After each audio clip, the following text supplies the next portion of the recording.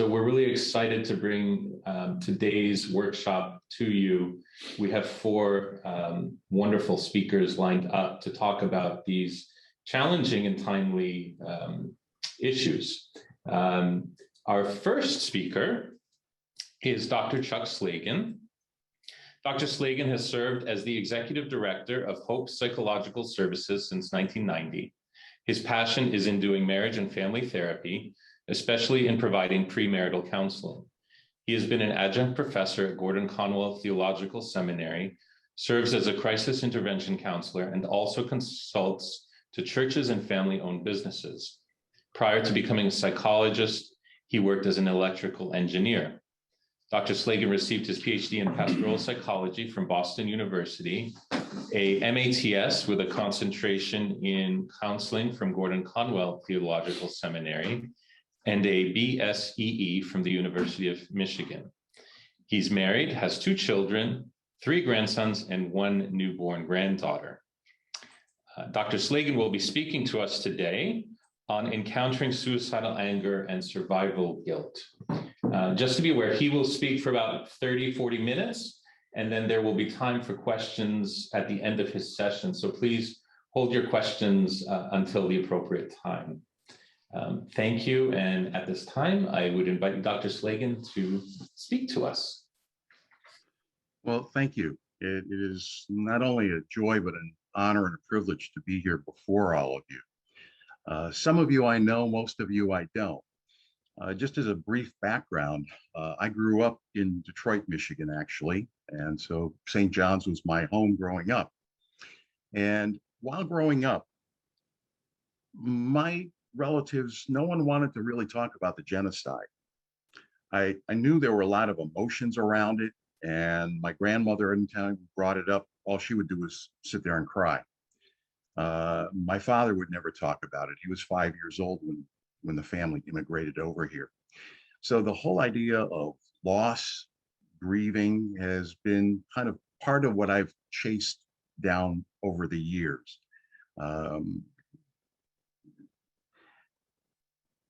I started as an electrical engineer, and my passion was there, but it didn't take long for the Lord to make a transition where instead of working on radar systems, I started working on family systems. And I must admit, it is far more rewarding, but it is also a lot more emotionally draining. But that's my short story, how I got here. I wanted to really talk about kind of 3 topic areas with you today. Talk a little bit about being a mandated reporter. I want to talk a little bit about suicide as a form of passive-aggressive anger, and then also talk about survival guilt in that context. I won't spend a lot of time on being mandated reporter, but there's a few things I really want to kind of highlight and bring. There's a lot of responsibility that goes in with being a mandated reporter. And as I was preparing for the seminar today, I was able to go online to try to identify what states have what kind of requirements, and they vary quite a bit. So first and foremost, if any of you are not only clergy, but doing any kind of pastoral care, I encourage that you need to find out what your state requirements are, because they vary so much. There are 28 states in the country that require clergy as mandated reporters to report not only what they know, what they see, what they know, but also what they suspect. This is a really huge gray topic of what you suspect. There are another 18 states that only hold clergy to what they suspect, which actually is even more difficult, because it's not even a matter of what you know, but if you just suspect it, you are mandated to report this to your local child family services. Interestingly, the state of New York is the only state I could really find that does not require clergy to be mandated reporters. They have been trying to pass a law for several years, and currently there's a law in committee right now with the hope that in New York, clergy will also be mandated reporters. But interestingly, for those of you in New York, as clergy, you are not mandated at the moment. There's a sheet that I'm going to actually send in and will be distributed to each of you later on guidelines for mandated reporting. Actually, the state of New York has actually done a really nice job putting together a list of kind of some of the indications of what's considered abuse or maltreatment. So it's a guide to follow. So I will be forwarding that on and hopefully getting to you.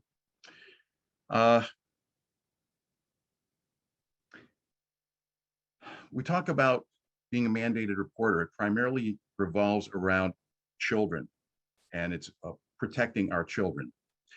But in some states, and again, this is where you need to find out what your state requires. In Massachusetts, if there even is the suspicion that someone's life is in danger, adult, not child, as a psychologist, I am a mandated reporter.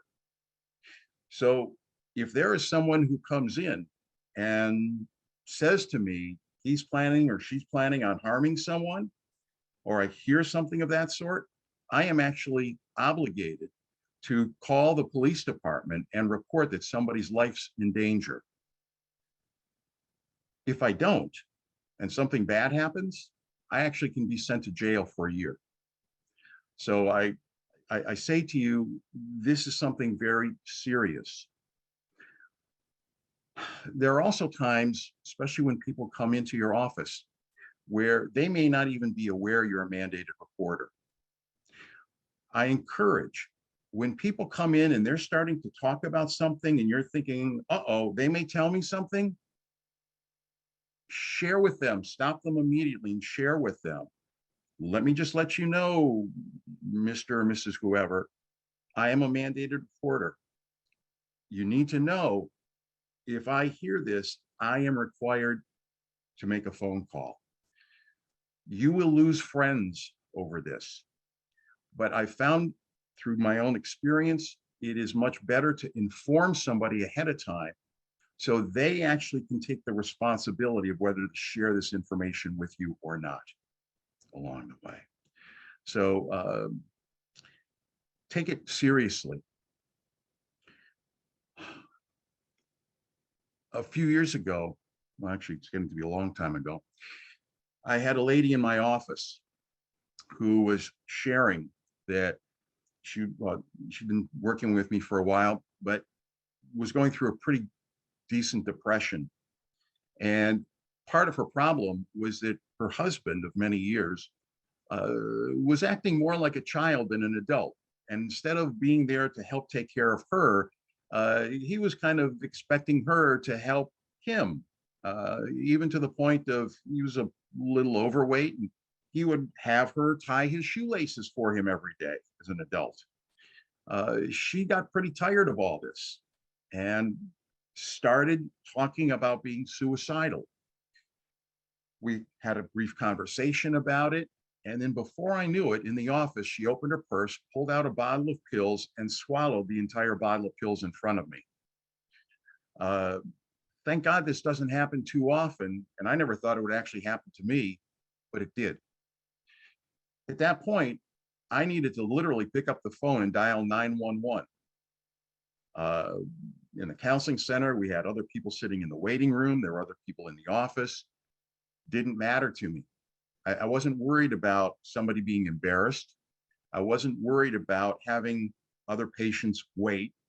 I had to dial 911, keep her there in my office, waited until the EMTs came, and they actually brought the stretcher in and would not walk her out. They insisted that she had to be on the stretcher carrying her out. It was a scene. But I can tell you that this was a cry for help, not an intention to actually kill herself. And afterwards, there was some healing took place, and she was able to come back and say, thank you for doing what you did. But I say this because we sometimes think these kind of situations happen only in Hollywood. They don't. They're very, very real. and you never know who will be there. So again, my encouragement, whatever state you're in, you can go online, ask a local attorney, what are your requirements in your state as clergy with regard to being mandated reporters? And by the way, all three of these topics I'm talking about, we could spend a whole day talking about each one of these. So I will already apologize that we're going to get the tips of the iceberg and not have much time to really get down into a lot of it. Let me switch to suicide as a form of passive aggressive anger. We often think of suicide as something somebody does when they're feeling hopeless. And that's very true. And let me also mention, if we were to chart a person's level of depression, let's say it starts, they're kind of pretty healthy, doing pretty good, but they start dipping down into a depression. What we're finding is that the number of suicides don't occur on the way down, but actually on the way back up again. And so part of that is, as they're dipping down into a depression, most people don't have much energy. You hear them, they can't get out of bed, something of that sort. It's actually when they start turning the corner and actually start getting, I'll say, better, that they actually become more mobilized. They actually now have the energy to actually go commit suicide. So when you might sense that somebody's turning a corner, don't relax, don't stop. Instead, be more alert and aware to where somebody might be at.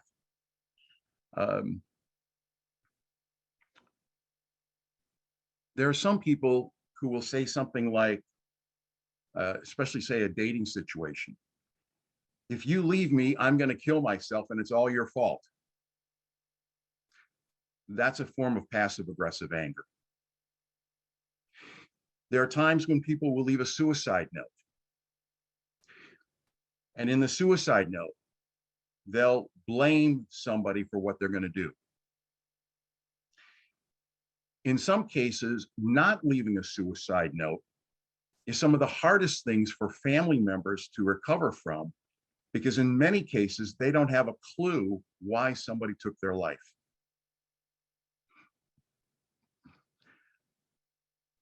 In this passive aggressive form, people are actually trying to get revenge on somebody.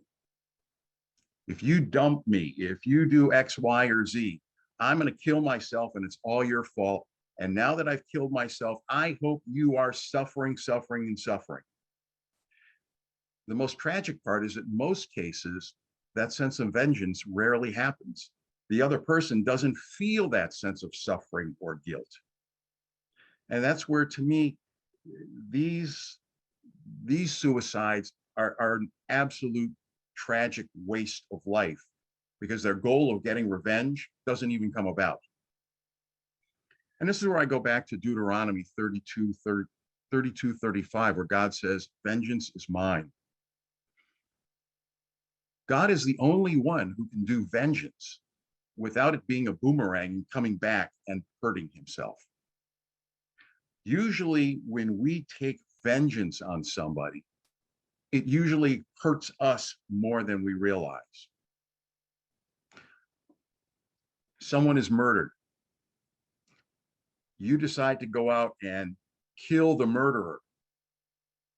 You want revenge. You want justice for their taking the life of your loved one.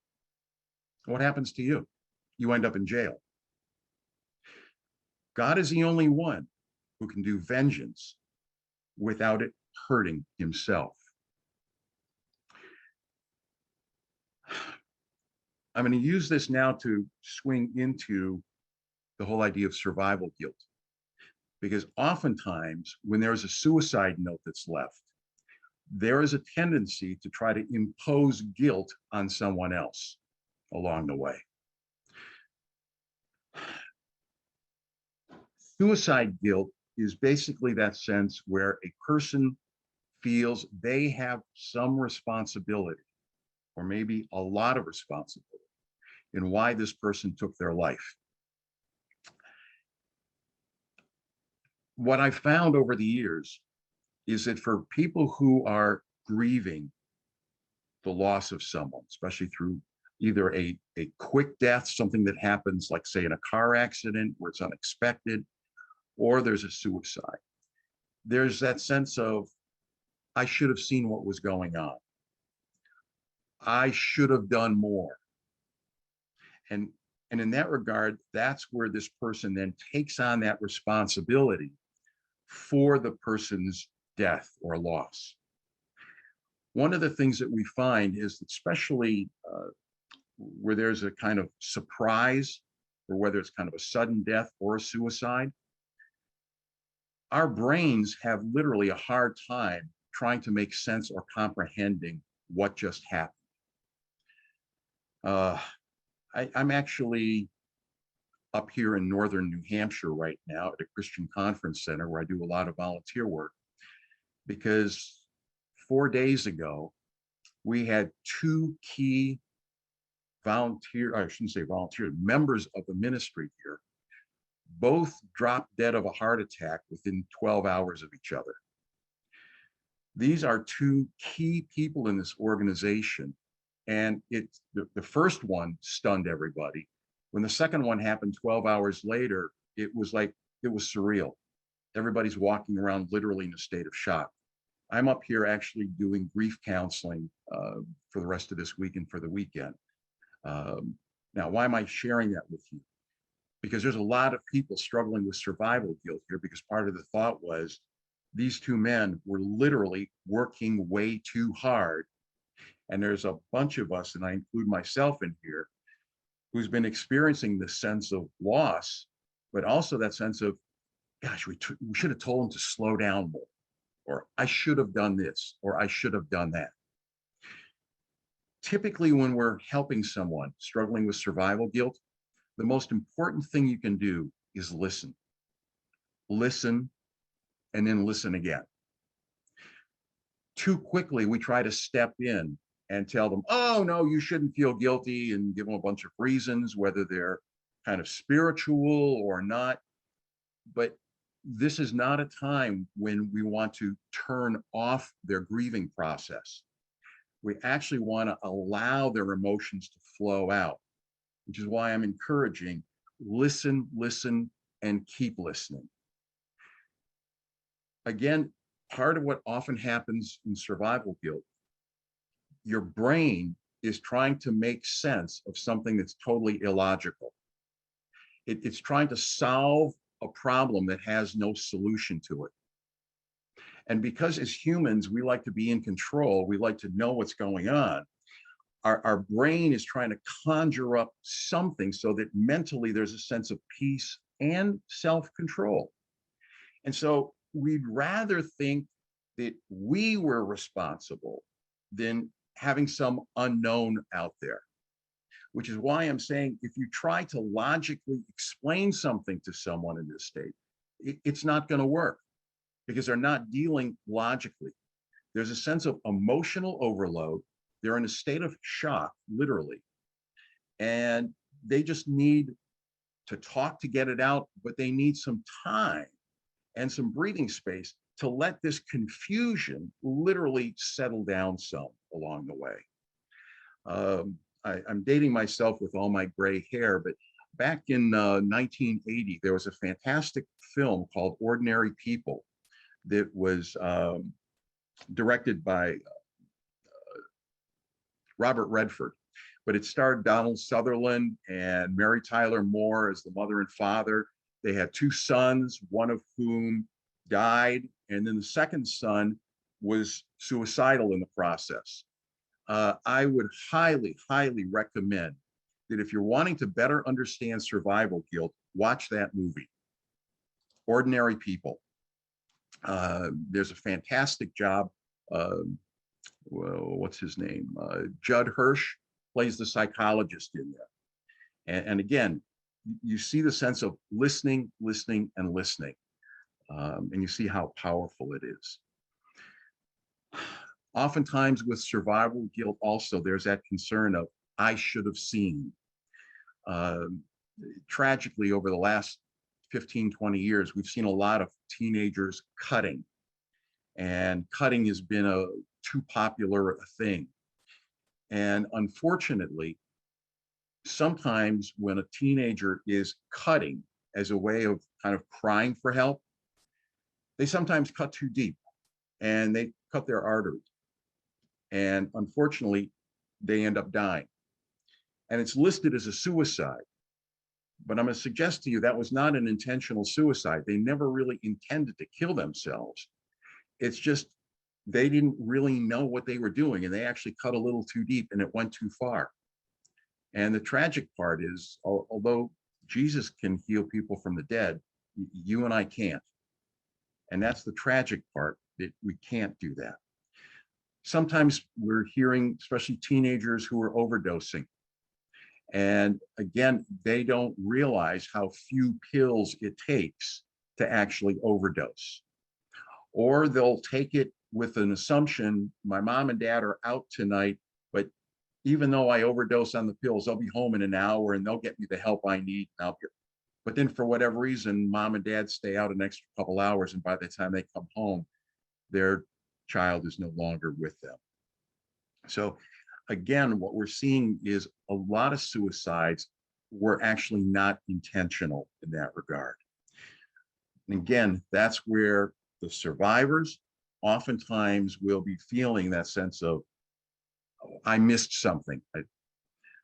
This last few days, I've actually been doing grief counseling with a lot of people up here, and I've been hearing a lot of this kind of thing. One of the techniques I've also been using, actually also with one of the wives of the gentleman who died, she's feeling, again, that sense of, I should have seen, I should have whatever. And as a result, she's also in a lot of grief with regard to the sense of loss of future experiences with her husband. And I was counting on him for so much along the way.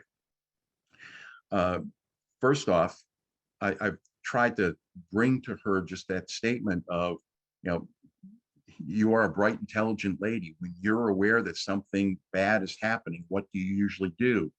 And again, I'm not trying to tell her something. I'm rather trying to draw something out from her. And she'll say, well, I go do something about it. And I say, exactly. So if you'd known, by the way, her husband had actually just been diagnosed, needed triple bypass surgery, was actually in the hospital, supposed to have the triple bypass surgery this past Monday morning at 7:30 in the morning, but at 2 a.m. he died. So it was like, if you folks had known there was something going on, what would you have done? And she went on to say, well, I would have done X, Y, or Z, as a way of trying to help her recognize that she did the best she could with the limited information she had. And that was the key. She did the best she could with limited information. With regard to trying to help her as a survivor, one of the things I encouraged her to do was, instead of focusing on the missed opportunities in the future, I encouraged her to start journaling. And I've challenged her that once a day, she actually lists one thing that she is thankful for that she and her husband were able to do. Why? This is part of cognitive behavioral therapy. We're trying to get people to shift their thought process, I'll say, from the negative to the positive. And if she can start holding on to the things she is thankful for, and the thing is, right now, in the midst of grief and loss, she's kind of lost all that. So what we're trying to do is help bring that back to the surface and challenge her, think of one thing a day. And the hope here is, over a week or two, it's going to start shifting her mood set. Okay. Now, one of the other things, part of sometimes the survival guilt, is we hear a lot of people get, oh, I'm sorry, let me also mention, the idea was to give her something to do. Without something to do, too often our brains just drift off into places they shouldn't go. So keeping some of these people literally occupied, some not exhausted, but somewhat mentally occupied, is a way of actually helping them through their grief process along the way. Let me continue. A lot of times people get angry at God. Why did God do this? Why not take me, Lord, instead of whoever? Too often I find that for those of us who are Christian, we will try to bring, kind of come to the defense of God, as if God needs our help to defend him, all right? I'm suggesting to you, when people are angry at God, let them be. It's a cathartic process to literally let them vomit out all of these deep emotions that are there along the way. Most of them aren't going to lose their faith. They're just going through a tough time. And as they vomit it out, you'll find that they'll gradually, most of them will come back along the way. So what I'm encouraging is, God is big enough to handle their anger. He doesn't need your help for that. But rather, if nothing else, I find this is a time when we all realize we're not in control. And it's really a very humbling moment to realize, Lord, you alone are sufficient. We don't have the kind of control we think we do. And you're all wise enough to know that's part of what the Lord is trying to do, is get all of us to have our faith in him, not in ourselves. But when somebody's grieving, that's not the time they need a theological argument. They just need to be heard. So I'm looking at the clock here, and I think I've gone a ways, and I've thrown a lot out at you. Let me feel free to open it up and try to respond to any specific kind of questions or areas that you folks might have. And again, I'll just say, thank you for inviting me to be part of this today. Thank you so much, Dr. Slagan. We do have one question that came in. If you could speak to this term suspect in relation to mandated reporting. That was my, Dr. Slagan, that was my question. And it's like, so what does it mean? And give me a couple of sentences, like, Dad, I want to kill myself sometimes. Or, so what is suspect legally? If I'm in that state that says I got to report suspections, you know what I mean? Yeah. If there's somebody who always looks at the half empty cup along the way, and they have a history of kind of being negative, and they might say, I feel like killing myself today. That in some ways is more consistent. I do that often. Yeah. All right. So I'd be more concerned about the person who's always upbeat and then kind of out of the clear blue, or as a result of, say, an incident that triggers something, who says it. Those are the people you want to be concerned about. Now, although it says as a mandated reporter, if you suspect, and again, this is more like for child abuse that's there, all right? When we're talking about somebody actually killing themselves, especially as an adult, that's different than being a mandated reporter for child abuse, all right? And that's why I'm saying you need to find out in your state what you as a clergy person are legally required to do or not, okay? In this particular case, if there's a sense of, I'm thinking somebody might actually harm themselves as an adult, but I'm not mandated, say, to call the police. The key is, who do you call? And in that regard, that would be where, if we're talking about a child, a minor, I would very much want to call the parents and say, I'm concerned about your son or your daughter. Have you noticed this too? Let's see if they can see their pediatrician, or let's start somewhere to have somebody put eyes on that young person. If this is an adult, again, is there a spouse you'd want to get in touch with? And many times I've made phone calls to a spouse saying, I'm concerned about your husband or your wife. Do I think they're going to kill themselves at the moment? I don't think so, but that's why we need to step in now before it gets any more severe. And oftentimes I will start by recommending that they have an appointment with their primary care doctor, because the primary care doctor is usually the one they have the best relationship already. To say, I think your partner or whoever needs to go see a psychologist. I mean, nickname for us are shrinks, but more the psychiatrist, right? But it's like, most people don't want to go see a psychologist or a counselor. And also most people don't know them, so there's no personal relationship there. So that's oftentimes where I'll start with, let's let them go see their medical doctor. Another reason for the medical doctor is to also get a full blood workup. Sometimes your thyroid may be off.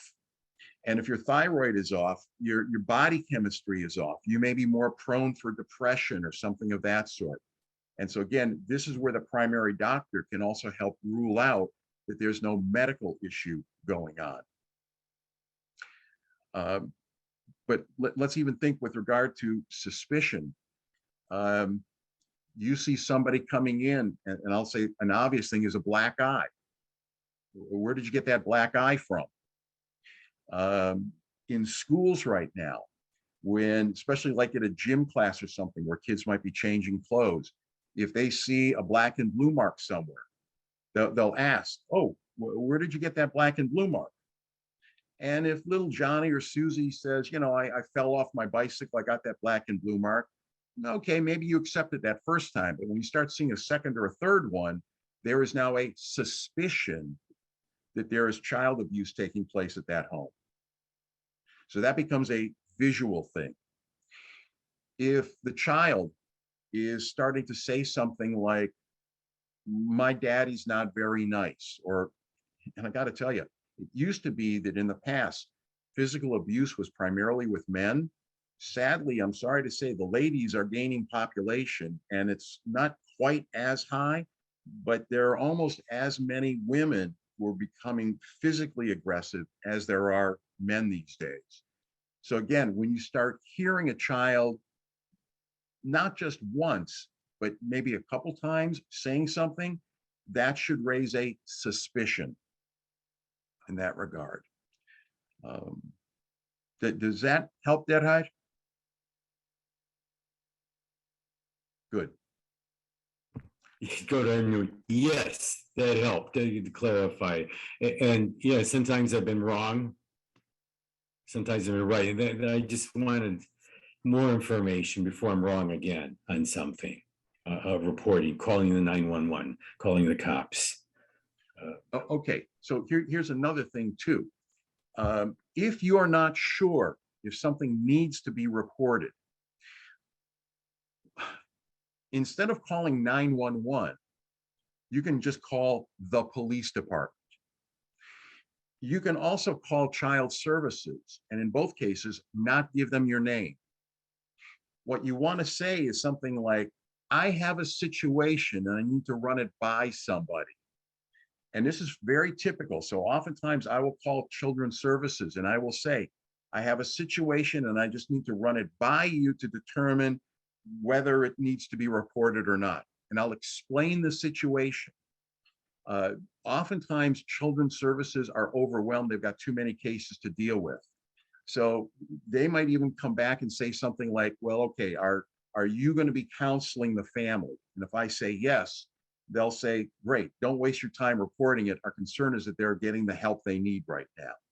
If I was concerned that the child was in danger, I wouldn't even be asking it. I would be filing 51A, which is a form you have to fill out to file. But what I'm teasing out is you can always call the police department or children's services, not give them your name, and just say, I have a hypothetical situation I need to run by you.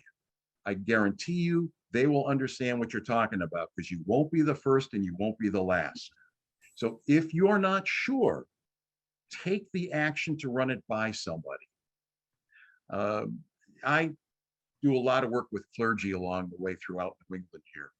And my comment to them is, I'm as available as I can be to you. If you're not sure of something, don't hesitate to call me. we are a Christian counseling center. Our goal here is to serve the Lord. And so one of the ways we do that is by making ourselves available as resources to you. No matter where you are, I would encourage, all of us as human beings have limitations of what we can do. Even me.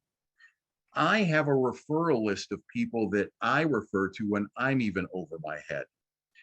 Each of you as clergy should have the phone number of a counselor, of a psychiatrist or a medical doctor that you could potentially call and run something by. If you don't, you're leaving yourself in a vulnerable situation. And I'm encouraging, please don't do that. I've heard too many stories that went wrong along the way. And it's not something you want to live with on the other side. So if you're even questioning, that in and of itself should trigger you to reach out and call someone. Okay, any other questions? Yes, we have a two-part question here that's come in, and then the topic I'll call on you next. Are there methods other than journaling that you use with survivors? Not everyone finds journaling easy to do. And the second part is, how do you help disenfranchised grievers?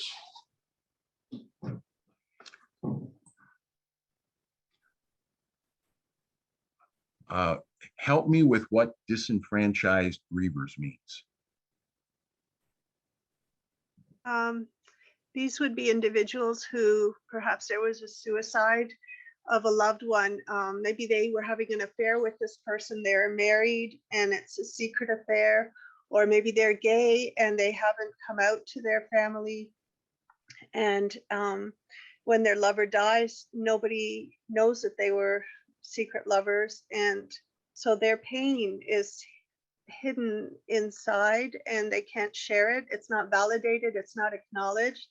So it makes the pain even greater. So how do you help someone like that when they feel shame and guilt and embarrassment? Okay, you kind of answered it already, Ann. You mentioned they feel isolated, they can't share it with anybody.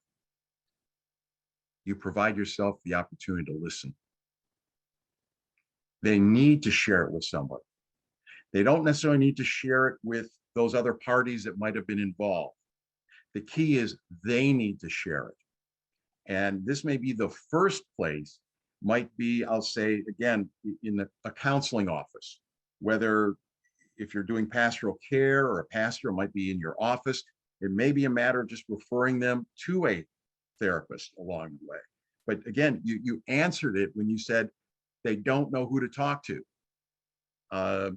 They need to be able to get it out. They need to be able to experience it.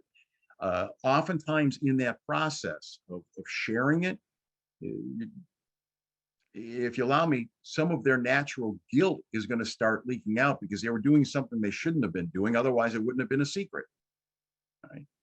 And so again, it's a process, not an event. Too often we're looking for an instant cure, something that'll just fix them right now. These won't happen. These are processes of healing that take place.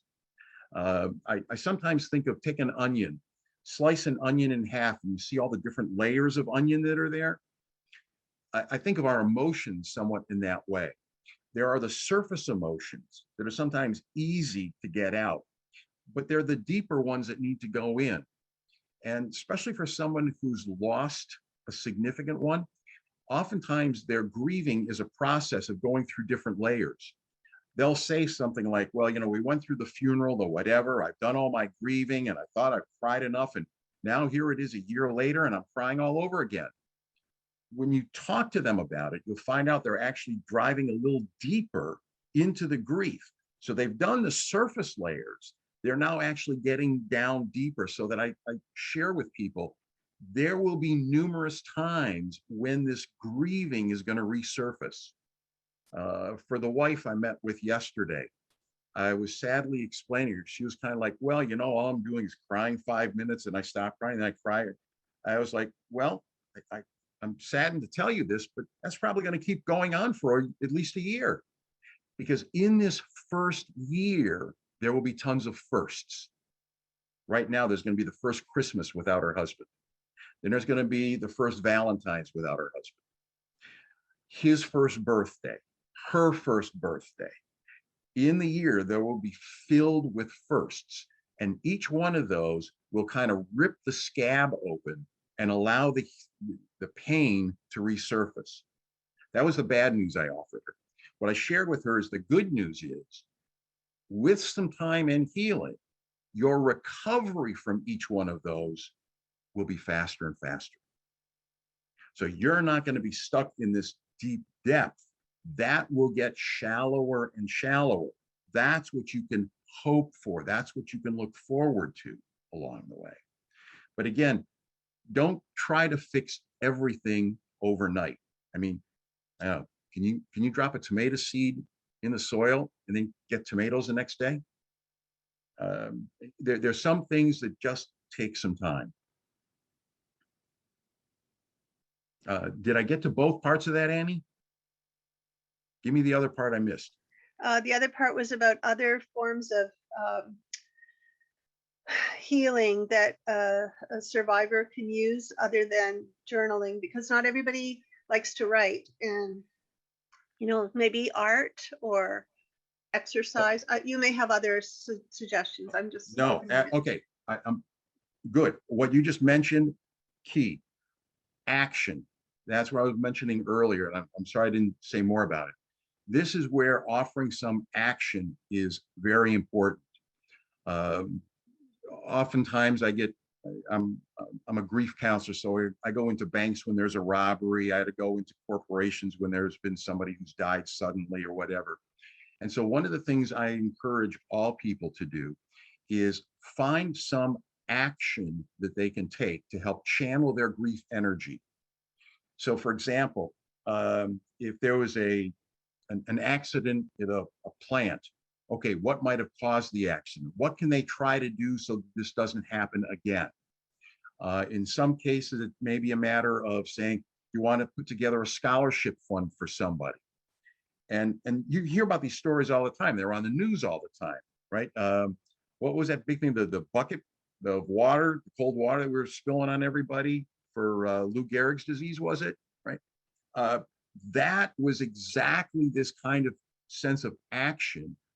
They were raising money for research. So you can channel them, and there's honest energy in grieving. And that's where the goal is, to allow the energy to come out, not keep it bottled in. Right. So whether it's, I've actually had people, Annie, who have written songs or done paintings. So yes, don't try to narrow them down, but rather, again, draw them out. Where are they creative? Where might they be able to channel this energy in a meaningful way? I'll go back to the genocide for a minute. How many paintings are there? Right? Sometimes you can't find words to express, but through these art forms, we find ways to be able to communicate and grieve with one another.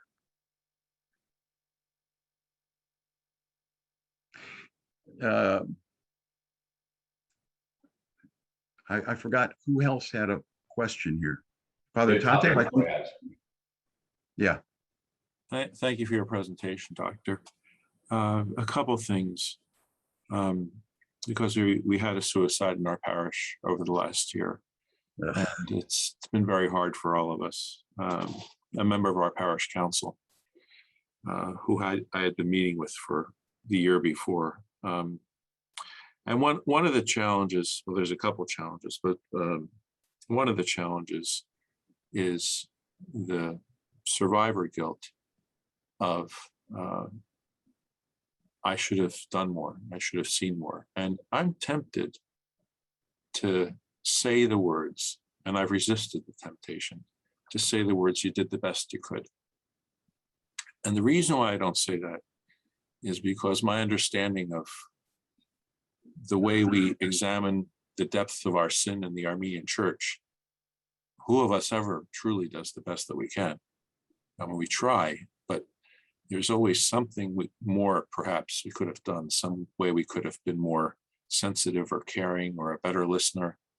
And that's a challenge. So I don't want to take that away from the survivors that are saying that and act as if there's no legitimacy to that feeling.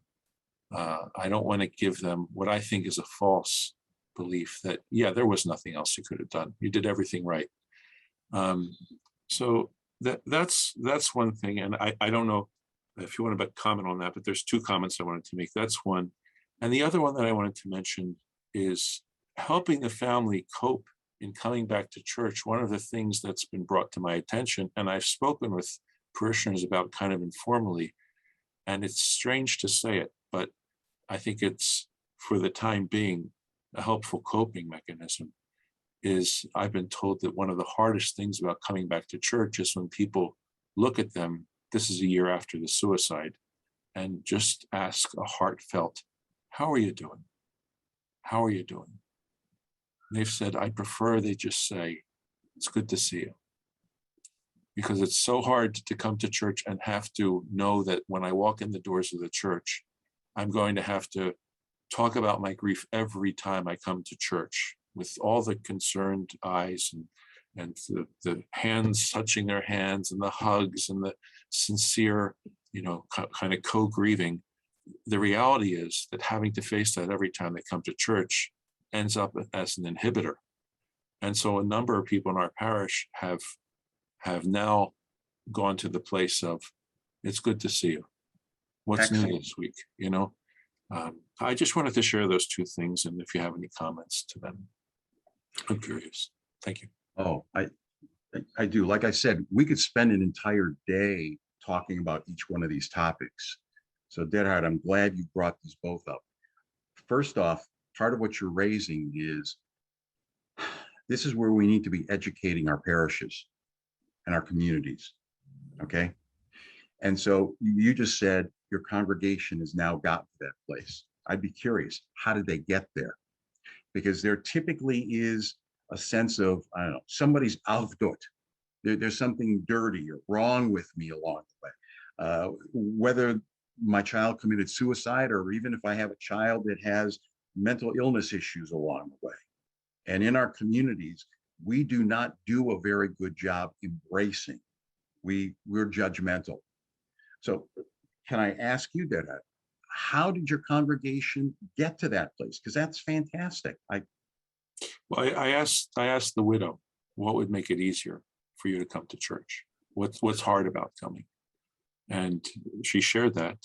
And I said, well, would you be comfortable? I'd like to talk to a few people in church and to remind them that, it would be simpler for you, easier for you to come if that wasn't the question that's asked every time that you walk in the door.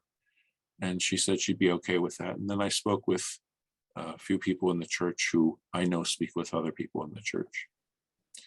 So it kind of spread from there. I love it. And of course, now that she's coming to church, still it's where she goes in her conversation, but it's because she chooses to go there. Yes, but see, that's the freedom you've given her, is instead of kind of putting her on the spot or demanding it of her, you're giving her the freedom to initiate. And she'll go to, can I say, the level of healing that she's needing at that moment. So what you've done is fantastic. And again, this is that sense of not trying to preach to somebody or tell them, but rather you went and drew her out. You asked her a question. That's one of the beautiful things that you did there. So I'll say, we need to get this down so all clergy can hear this along the way, because that's an important technique to use, okay? You literally ask. Don't assume you know what that person needs. Ask them what they need. The other thing is, the first piece you mentioned, a lot we can say about this. There are a lot of non-perfect people walking this earth right now. In fact, the only perfect one ain't walking this earth no more. There are some people who really do some stupid things, who really do make some mistakes along the way. and who might have justified guilt. I won't call it survivor's guilt. I'll say justified guilt in what they did. And this becomes really important along the way. So when you say you don't want to just take that away, that's important. The way I'm going to bring this is that when people can genuinely say, I missed it, I made a mistake, okay? This is where drawing them back to their faith is most important.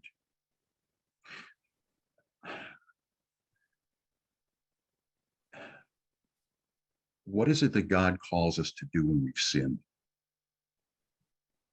The first thing he asks us to do is confess it. 1 John 1:9. If I say I have not sinned, I'm a liar. Confess it. God's love response to our confession is forgiveness.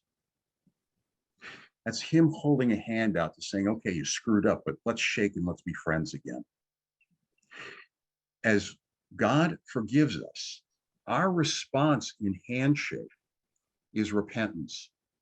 Lord, I screwed up. I don't want to do it again. I'm going to change. I'm going to turn about. I'm going to change. It's in this handshake of forgiveness and repentance that healing takes place. Now, in a case where somebody really has, let's say, screwed up, part of that is to say, okay, maybe you really did screw up. Has God forgiven you? Well, I don't know. Let's keep it simple. Have you confessed your mistake to God? You know, No. one of the things I shared with the widow is I said, I could have done a better job. I met with him. I met with him for a year, at least once a month, and we spoke on the phone almost every week. But when I look back, I'm sure there's a lot of things I could have done or said that would have been more helpful. I'm not sure what they were, but I know I don't always. Wait, hold that one, Dead. Yeah. That I don't know what yet part. Okay, hold that for a minute. So you're barking up the right tree. To be able to acknowledge, and again, part of this is, can we accept that we genuinely did screw up? And if so, first question is, has God forgiven you? And if we come, okay, yes, the bigger question is, can you forgive yourself? And that's where I find most people get stuck, Deadhead. Yeah. So part of that then is, how do you help them with it? Yes, they can own it. And it may be important to own it, but it still comes back to, can you forgive yourself? Now, when you then just said, oh, there's some other things I could do that maybe I didn't.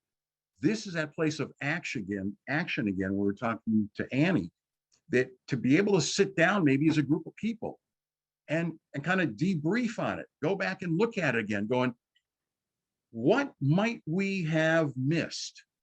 What could we do better on going forward? God hasn't given us the ability to push a rewind button and do it over again. But it's an honest statement. All of us probably could have done something better. The real question is, did I even know what that was? If not, okay, I'm human. But maybe as a group of us sitting down talking about it, we can actually look back on it, right? They say rear view mirror works better. What might we do differently? And that's, again, a place where your parish might actually be able to come up with some insights, some guidelines of what we can try to do differently to try to prevent this going forward. But Gerhard, I love everything you're saying. You are barking up all the right trees. Keep doing what you're doing, sir. Thank you. Can I just make a comment? In that situation, I also think that you did the best you could with what you knew and the skills that you had. I think that I would tell the widow that too, that she loved her husband and she did the best she knew how to do. So, and that may help her to forgive herself, to appreciate that. Um, I mean, she didn't do anything to hurt him, but she did the best she could with the information she had and the skills she had at the time. So everybody can, looking back, we can always think, oh, I wish I had done this or that. When you have the hindsight, of course you can make better decisions. But at the time, whatever information she had and whatever skills she had, she did the best she could. That may be soothing or comforting information to say. And if it's accurate, Annie, that can be helpful and soothing. But there are some situations where some people, I'll say, know in their hearts they did something wrong. Somebody told me X, Y, or Z, but I was so tired that night, I just didn't feel like doing anything, and I just blew them off. So this is where you need to be searching the Holy Spirit's guidance as you are talking to these people to try to discern, did they really overlook something, and do they have a legitimate guilt to be guilty over? If not, Annie's words can be helpful. But if somebody in their heart really is convinced, it's my fault, okay, then part of that is, how do you confess that? How do you seek God's forgiveness? And how do you forgive yourself? I'm going to share with you that some years ago, I was out of state and visiting at a church. And at that church, there was a gentleman who came in, and he had a mental illness, but had seemingly stopped taking his medications. And the pastor came to me, knowing I was a psychologist. He was busy at the time and said, could you please keep an eye on this person? And I and another person kept an eye on this person. And the pastor had asked us to try to keep him there. Well, we worked too hard at keeping him there. He ended up driving off. And we actually, this other gentleman and I, worked too hard to keep him there. And he drove off.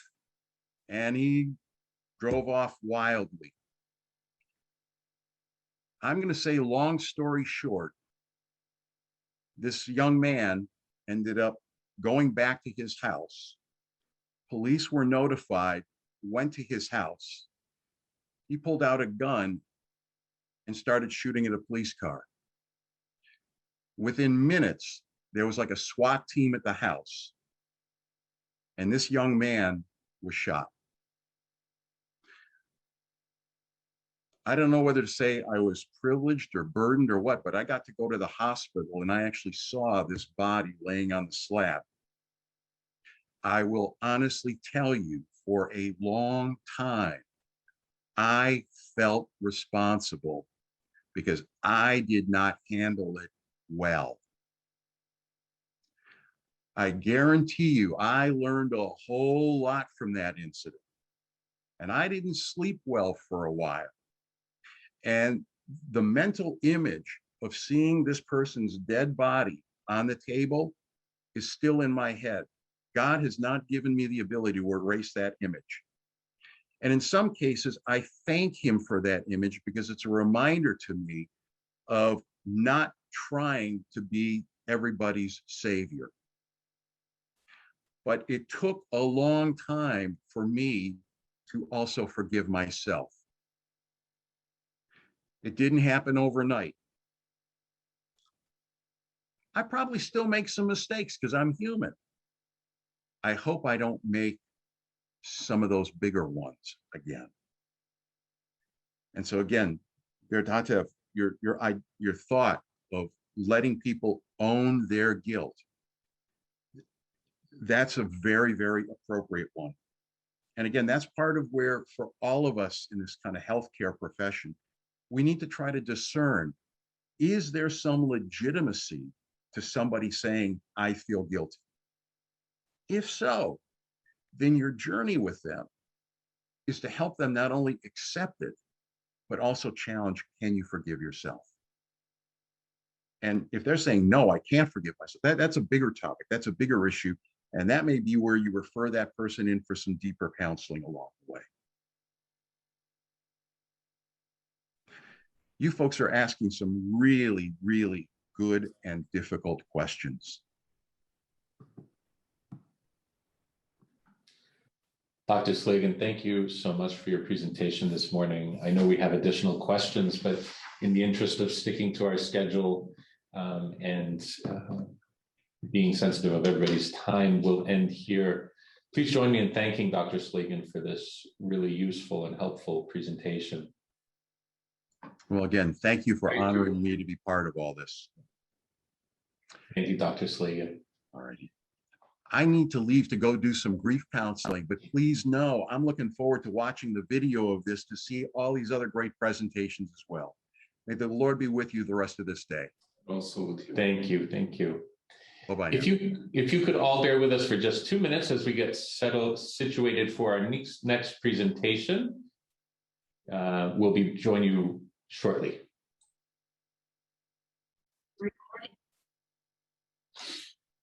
Welcome back, everybody. Just as a reminder for those who may have joined during our last presentation, this series is being recorded. So if you would prefer not to appear in the recording, please be sure to turn off your camera. An additional memo, we understand that some of the material being covered today may be very difficult. If you feel the need to leave at any point and would like to come back later, please feel free to do so. Please take care of yourselves. It is now my great pleasure to introduce our next speaker, Der Gabriel Muradyan. Der Gabriel is currently the pastor at St. Gregory the Illuminator Church in Binghamton, New York. For 9 years, he served as an outreach chaplain for community mental health affiliates in Connecticut and concurrently taught for the Connecticut Department of Mental Health and Addiction Services. Additionally, anyone attending this session will receive a certificate. So please, if we do not have your contact information, please let us know, particularly call-in user, who I'm not sure who that is, but if you would like to receive a certificate, please just send me your name in the chat so I know who to make sure to send that to. Without further ado, Father Gabriel. Thank you, Diratsu. Thank you to everyone who helped put this together. Vemcar, Dedi Prem, St. Nersess Seminary for their technological help, and Dr. Irvin for her outreach to me as well. I don't believe in coincidences. I really, truly believe that all of us are where we're supposed to be, and there's a reason. And if we're looking for God's guidance, we're gonna, hopefully, if we're lucky, see a pattern and see where we can fit. When I was in New Britain, Connecticut at Holy Resurrection, a member of our parish reached out to me, and through his guidance, I was exposed to the world of nonprofits, I'll put it to you that way. And through that, I learned an awful lot. The folks at Community Mental Health Affiliates, who I'm still in touch with, taught me great things. And one of the things that I learned is that we're not all perfect. We have physical health needs and we have mental health needs, and we're all one big package.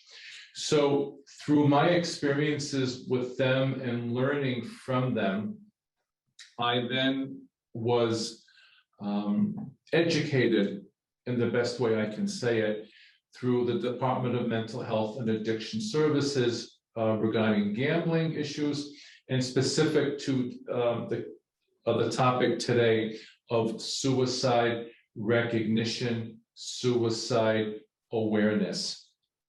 With all of that is the training called QPR: question, persuade, and refer. QPR is a national best practices model. So it's a model that's recognized and endorsed by mental health professionals throughout the United States, the short way of putting it. Luckily, I'm not dealing with the same aspect of this as Dr. Slagan is, because what I'm going to present to you from QPR is very simple. You don't have to be a rocket scientist to understand, embrace, and put QPR into use. And I think that's one of its strengths, because we're all very different. We can all ask the same question in very different ways to the people that we're around. One of the main keys of suicide prevention, well, there's a few. Number one is to recognize the fact that, as was just mentioned, we're not going to recognize every situation where there's someone who is exhibiting suicidal tendencies. However, when we do, we all become ministers. And what we're giving out is our love, and we're giving these people hope. And that's what they're looking for. So to begin, there's a short video that we're going to watch. And then after that, we'll come back and we'll go through some slides. Okay, thank you.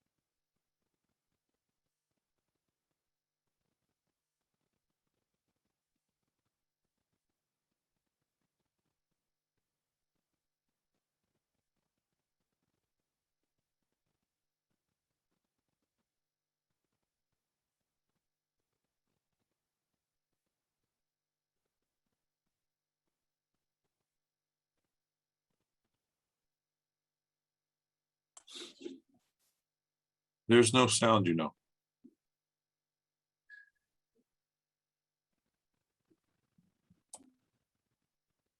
Sorry, did you say there's no sound coming through? Yes, there's no sound. Okay, let me work on that. Nice pictures, though.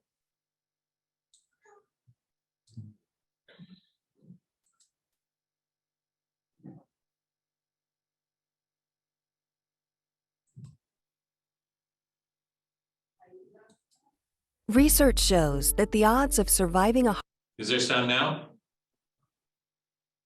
heart attack in a public place are 10 times greater in regions where thousands of ordinary citizens are trained in CPR. It's called bystander rescue. When someone shows signs of experiencing cardiac arrest, the response of nearby friends, family, or coworkers is critical. The effective use of CPR doubles or triples one's chances of surviving a heart attack. Like CPR, QPR is an emergency intervention for someone experiencing a life-threatening crisis. QPR is easy to learn and easy to remember, but it takes courage to overcome our fears about reaching out to help someone who may be considering suicide. Research also shows that where QPR is widely taught, suicide attempts and deaths decrease. Just like CPR, QPR requires quick, bold, and informed action. Because suicide, like heart attacks, remains a rare event, we must train hundreds to save one, thousands to save hundreds, and millions to save thousands. There is an old Welsh saying, "No great misery goes unspoken."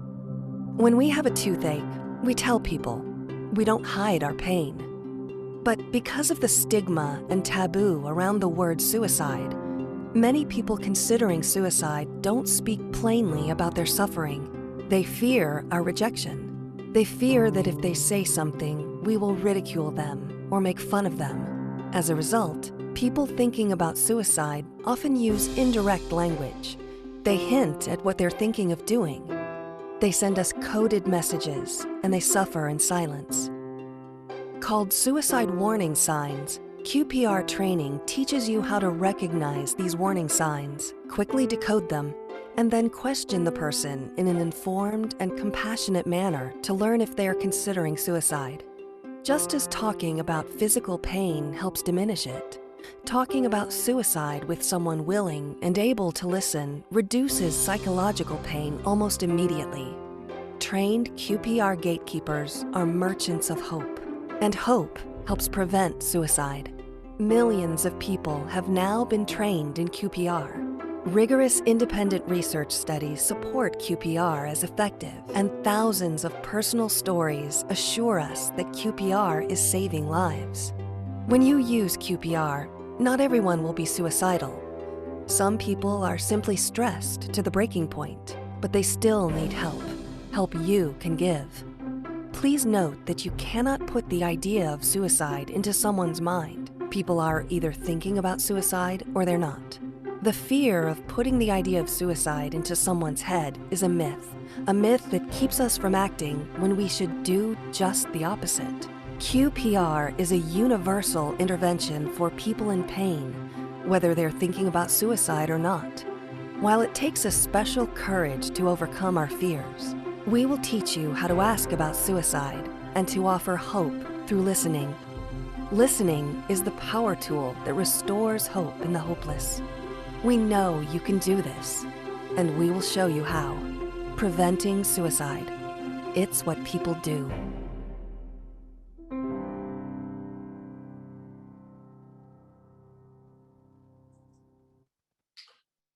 Cool. I want to again mention what I think about this program. It's very simple. It's common sense, which is why I love it. Everyone talks about we want to be healthy, we want to eat healthy, we want to exercise, but people die, heart disease, cancer. Suicide is the 10th leading cause of death in the United States. The good news is it's preventable. So let's start with the slides. And again, what the video said a couple of times, I'm going to repeat throughout this, the time we have together. We can all do this, and it's preventable. So we mentioned how it's the QPR Institute, and it's a national best practices model. And it stands for question, persuade, and refer.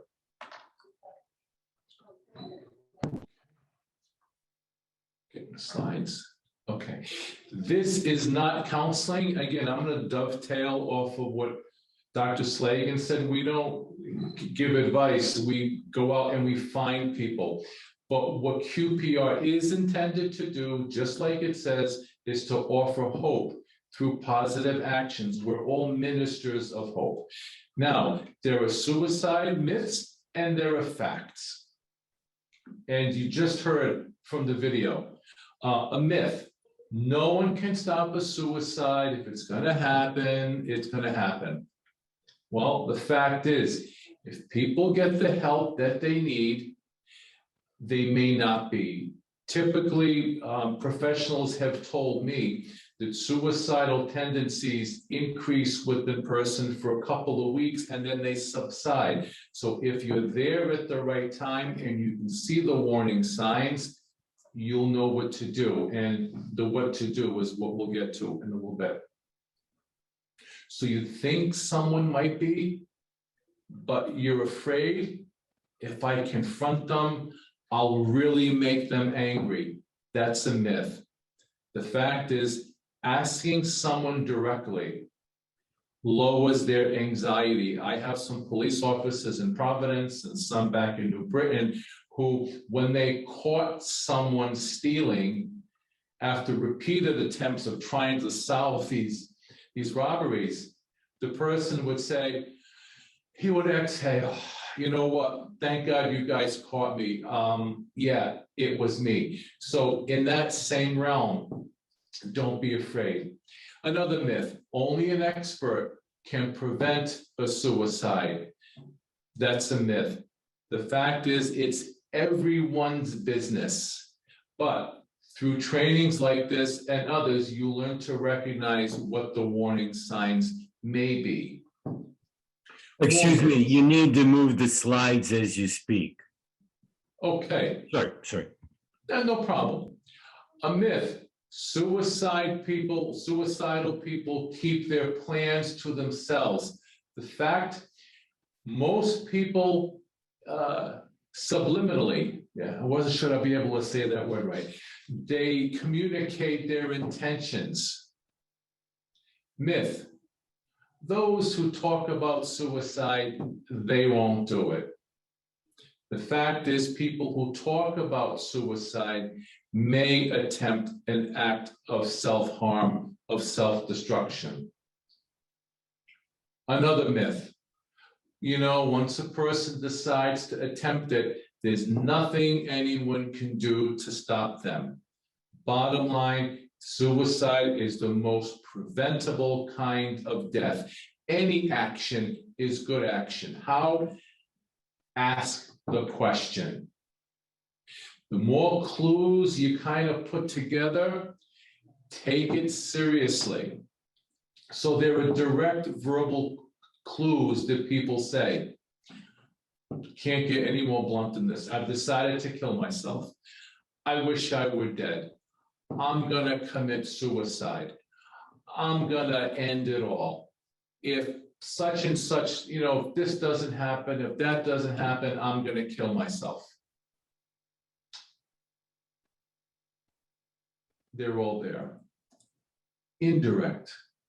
I'm tired. Maybe my family would be better off without me. No one cares. I just want out. Don't worry. I won't be around much longer, and pretty soon you won't have to worry about me. There are behavioral clues. A previous suicide attempt is definitely a clue. A person who all of a sudden acquires a gun or stockpiling pills, that's something you need to take a second look at. A person who was being helped for other mental illnesses, that's something that you need to keep your finger on the pulse. All of a sudden, putting all their personal affairs into order. Now, all of these, one, if you acquire a gun, that doesn't mean that you're gonna commit suicide. If you stockpile some of your medications, that doesn't mean that you're thinking of killing yourself. If you put your personal affairs in order, like I clean up my office, I clean up the garage, that doesn't mean I'm gonna do anything. But knowing this warning signs, like a puzzle, you see a piece here, a piece here, a piece here, and after a while, it begins to put together a picture. We've had a few people saying the slides are not moving. Can someone tell me what you're seeing at the moment? Just the cover page, the introductory slide, PPR Institute. First one. Okay, let me try this one more time. Sure.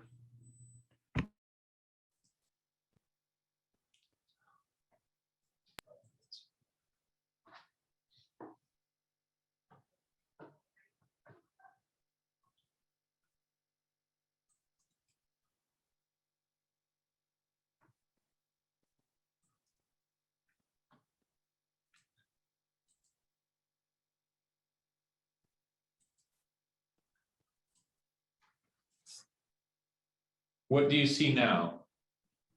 Yeah, number 2, slide number 2. Okay, all right, maybe this will work this way. You're a couple slides down, right? Yes. Yeah. So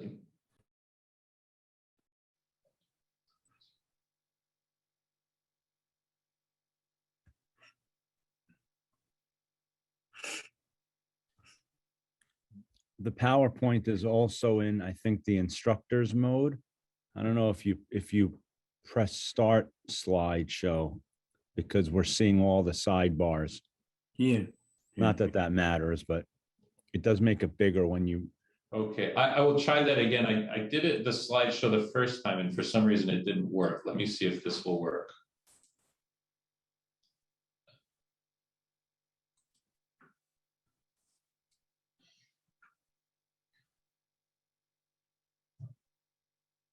Thank you for bearing with us. Murphy's Law.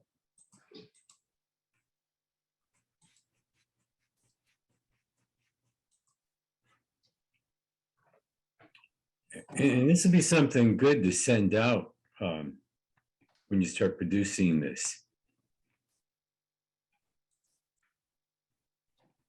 I will double check what I'm able to send out Huh. based on their rules, but yes. Yeah. Huh.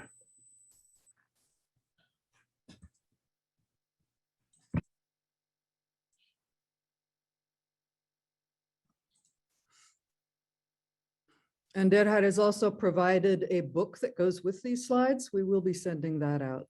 You remind me, I was just thinking about that. Yeah, it's called The Final Decision, QPR. It's written by Paul Quinnett, who established the QPR Institute. And that's in PDF form. Okay, do you see the first slide again? Yes, we do. Okay, and how about now? Did it change? Going well. And now? Yep. Yep. Okay, I think we're there. See, there is hope. Deacon Yevon is a minister of hope because I'm technologically challenged. All I can do is email it and keep my fingers crossed. Would you like to start? Yeah, I'll do a quick, yeah. This is not intended to be counseling or treatment. QPR is just simply give hope to other people. Myths and facts. A myth, no one can stop it. It's inevitable. The fact is, we can. We need to recognize what the warning signs are. There is a myth. Don't say anything. You might make them angry. The fact is, asking a direct question lowers their anxiety. Another myth. I'm not an expert. Only an expert can prevent suicide. It's everyone's business. In this respect, we are our brother's keeper, and it does take a village, and we do love one another. Myth. Suicidal people keep their plans to themselves. A fact. Most people, and I'll see if I can say this word again, subliminally communicate their intentions to someone a week before they attempt suicide. Myth. Those who talk about suicide don't do it. People who talk about suicide may attempt to hurt themselves. Myth. Once a person decides to attempt suicide, there's nothing you can do to stop them. The fact is, it's the most preventable form of death. Any positive action can save a life. We're ministers of hope. Take all these clues seriously. There are verbal and nonverbal clues. So direct verbal clue. I've decided to kill myself. Can't get any more blunt than that. I wish I were dead. There's no wiggle room there. Same thing, I'm gonna commit suicide. I'm gonna end it all. If this or that doesn't happen, I'm gonna kill myself. Now that last one, if a teenager says that, you know, if I don't get this date, or if the Mets don't win the World Series, I'm gonna kill myself. You gotta take each one as it is, and when you see a pattern, then you know there's something there. Indirect clues, and these are tricky. I'm tired. I don't know if I can go on. My family would be better off without me. I'm worth more dead than I am alive.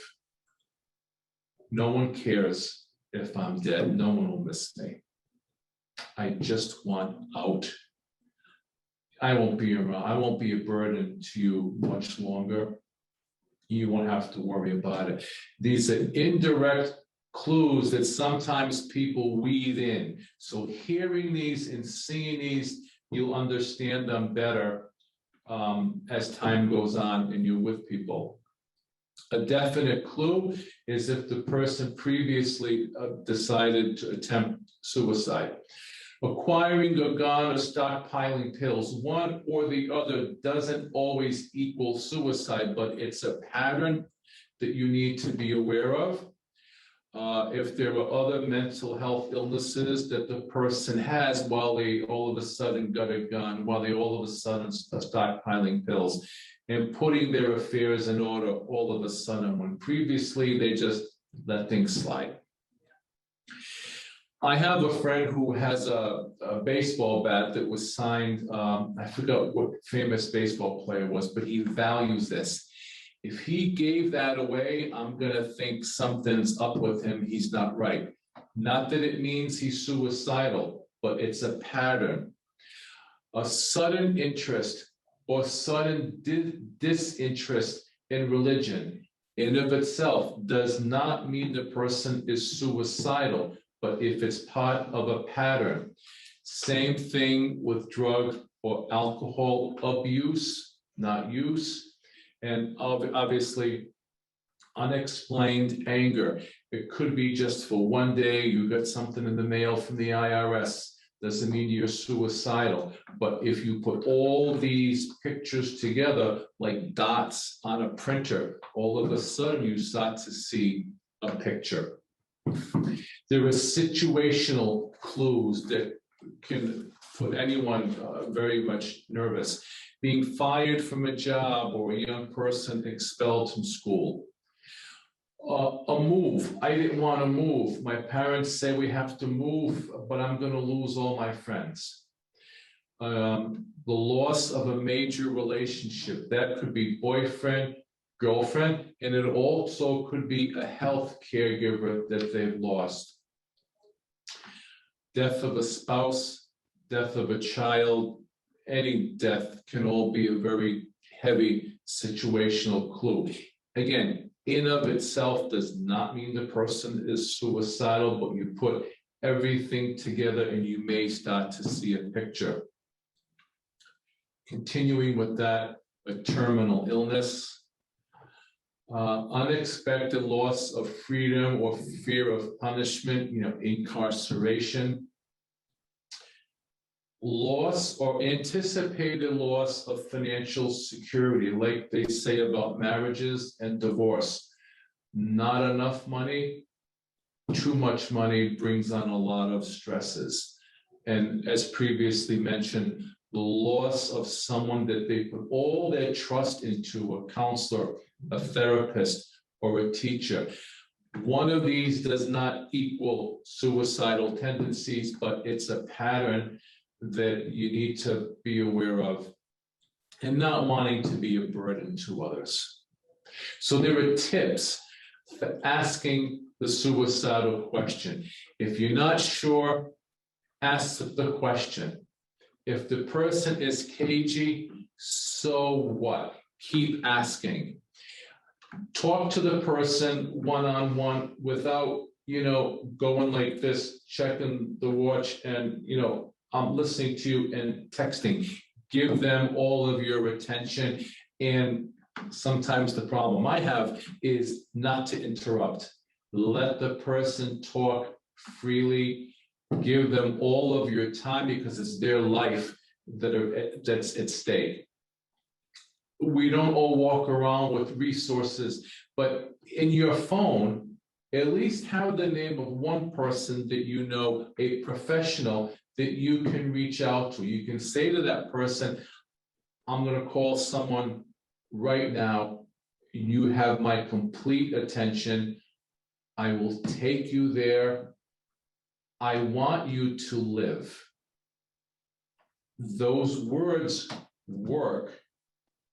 I can tell you this because I've used those words and the person is alive. There are less direct approaches. how you doing? Have you been unhappy? And by asking that, you hope that they open up and they talk. Less direct, have you been thinking about ending your life? Do you ever wish you could just chill out and never wake up? Some people say that after a long weekend, but again, when you see all of these put together, there is an issue. You seem to be upset. I'm wondering how you're feeling. I'm concerned about you. You look terrible. What's going on? You don't always say, are you thinking about committing suicide? But when you hear back from them and you let them talk, if you're strong enough to do it and you're not afraid to upset them for a couple of minutes, ask the question, are you thinking about killing yourself? They're going to get upset with you.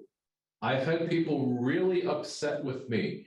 But some cases a few months later, and one person over a year later, avoiding me, not talking to me.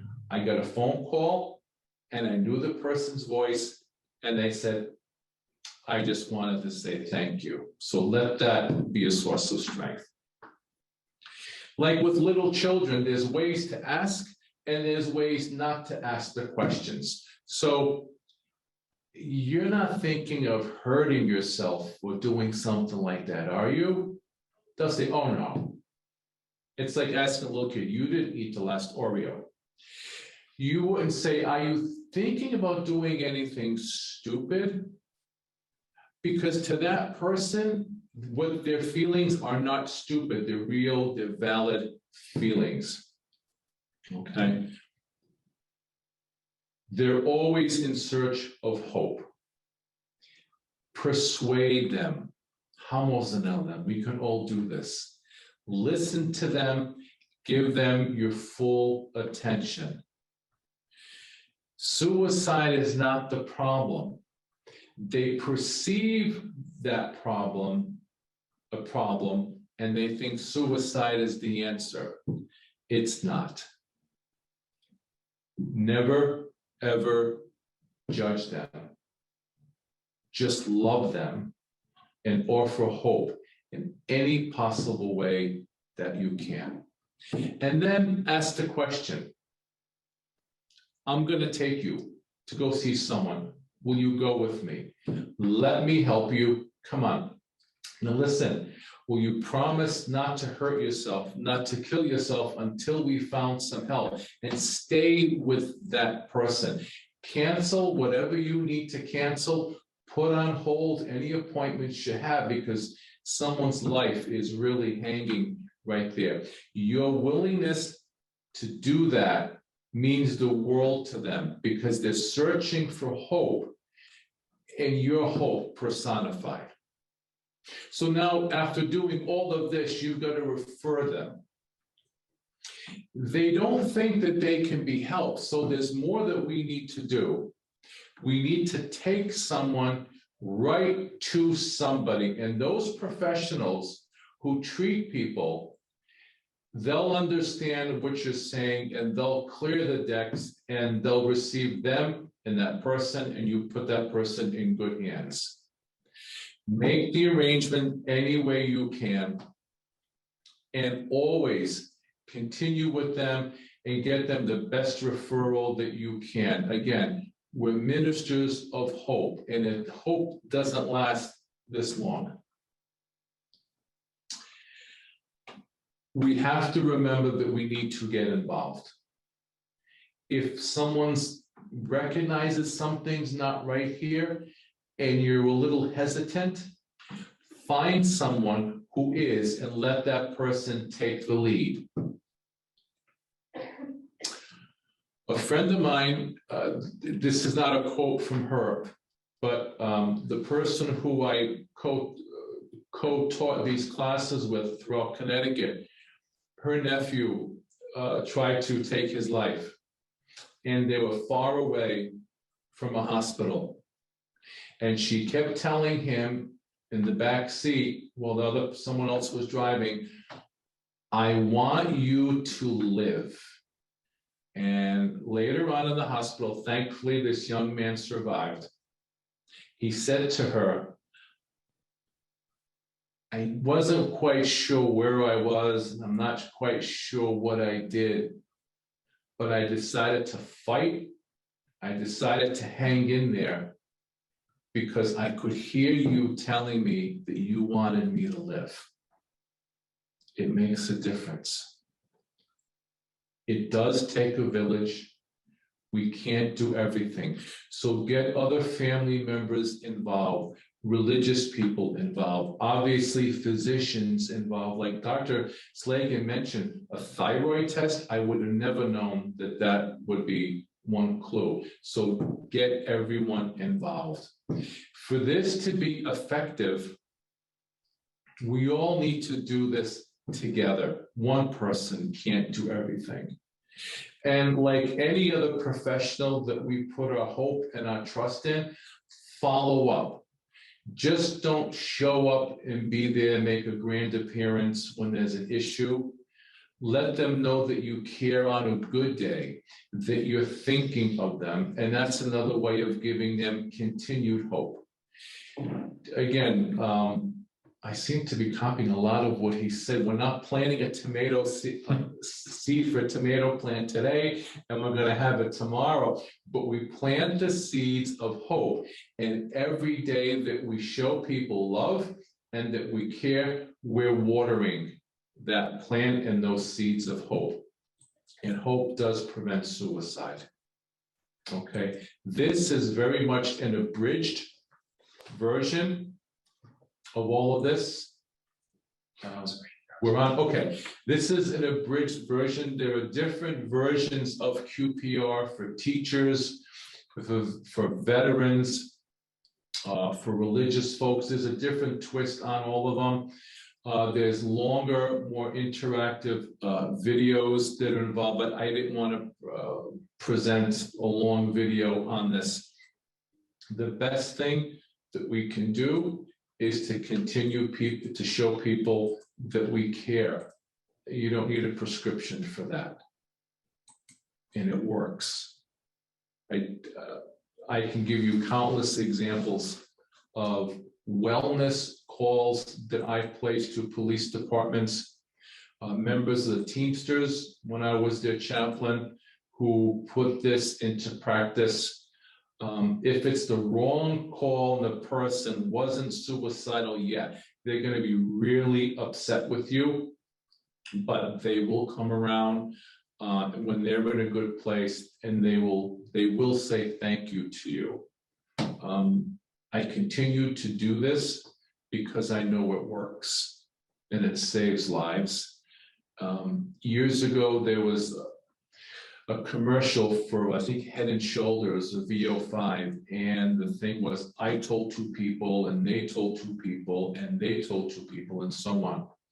So in the United States in 2019, almost 50,000 people successfully committed suicide. And there were about 1.5 million attempts at suicide. There's more than that, but because of how health policemen and firemen have to file their reports, it's obvious that what they came upon to was a suicide, but they have to go by the crime scene, things of that nature. So the more people who get involved, as the beginning of the video said, 100 to save thousands and so on. It works. I encourage you. You can all very easily be trained in QPR. You can, if you don't want to go to an in-person number of sessions to be trained, you can do it online. So it's the QPR Institute. And the more people that know this, the better. It's not something that we should keep hidden, because there's a lot of work to do. And without rambling, I think that's it. Thank you, Vidhi. Thank you. We have about 13 minutes for questions or comments.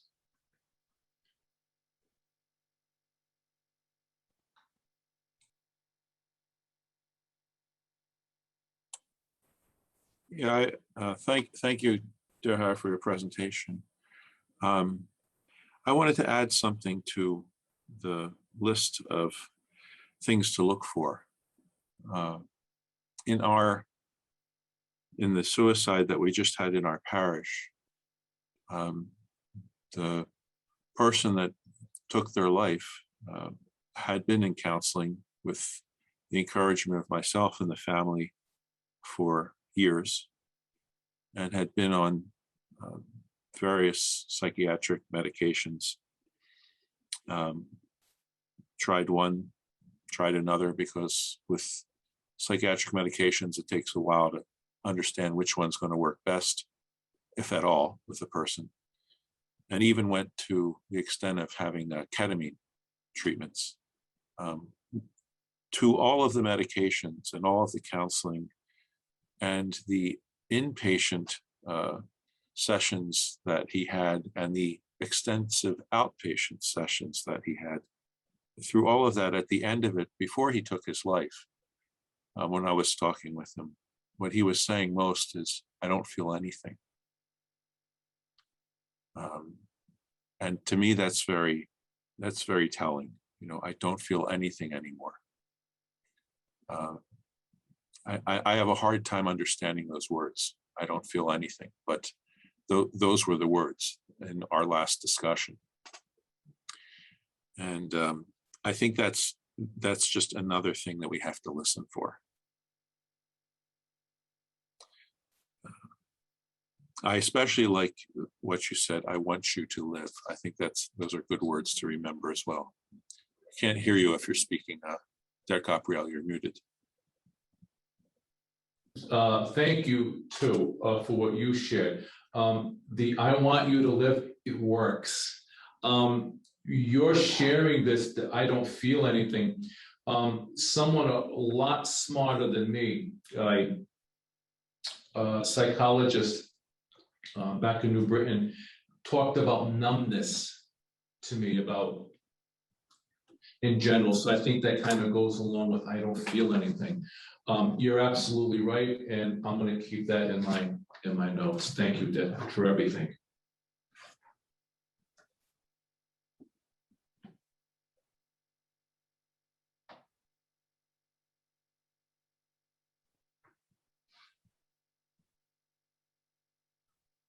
If there are no other questions at this time. Well, let me mention one other thing. And again, this is still a bit raw because it happened recently. You know, I asked this gentleman directly if he was thinking of killing himself.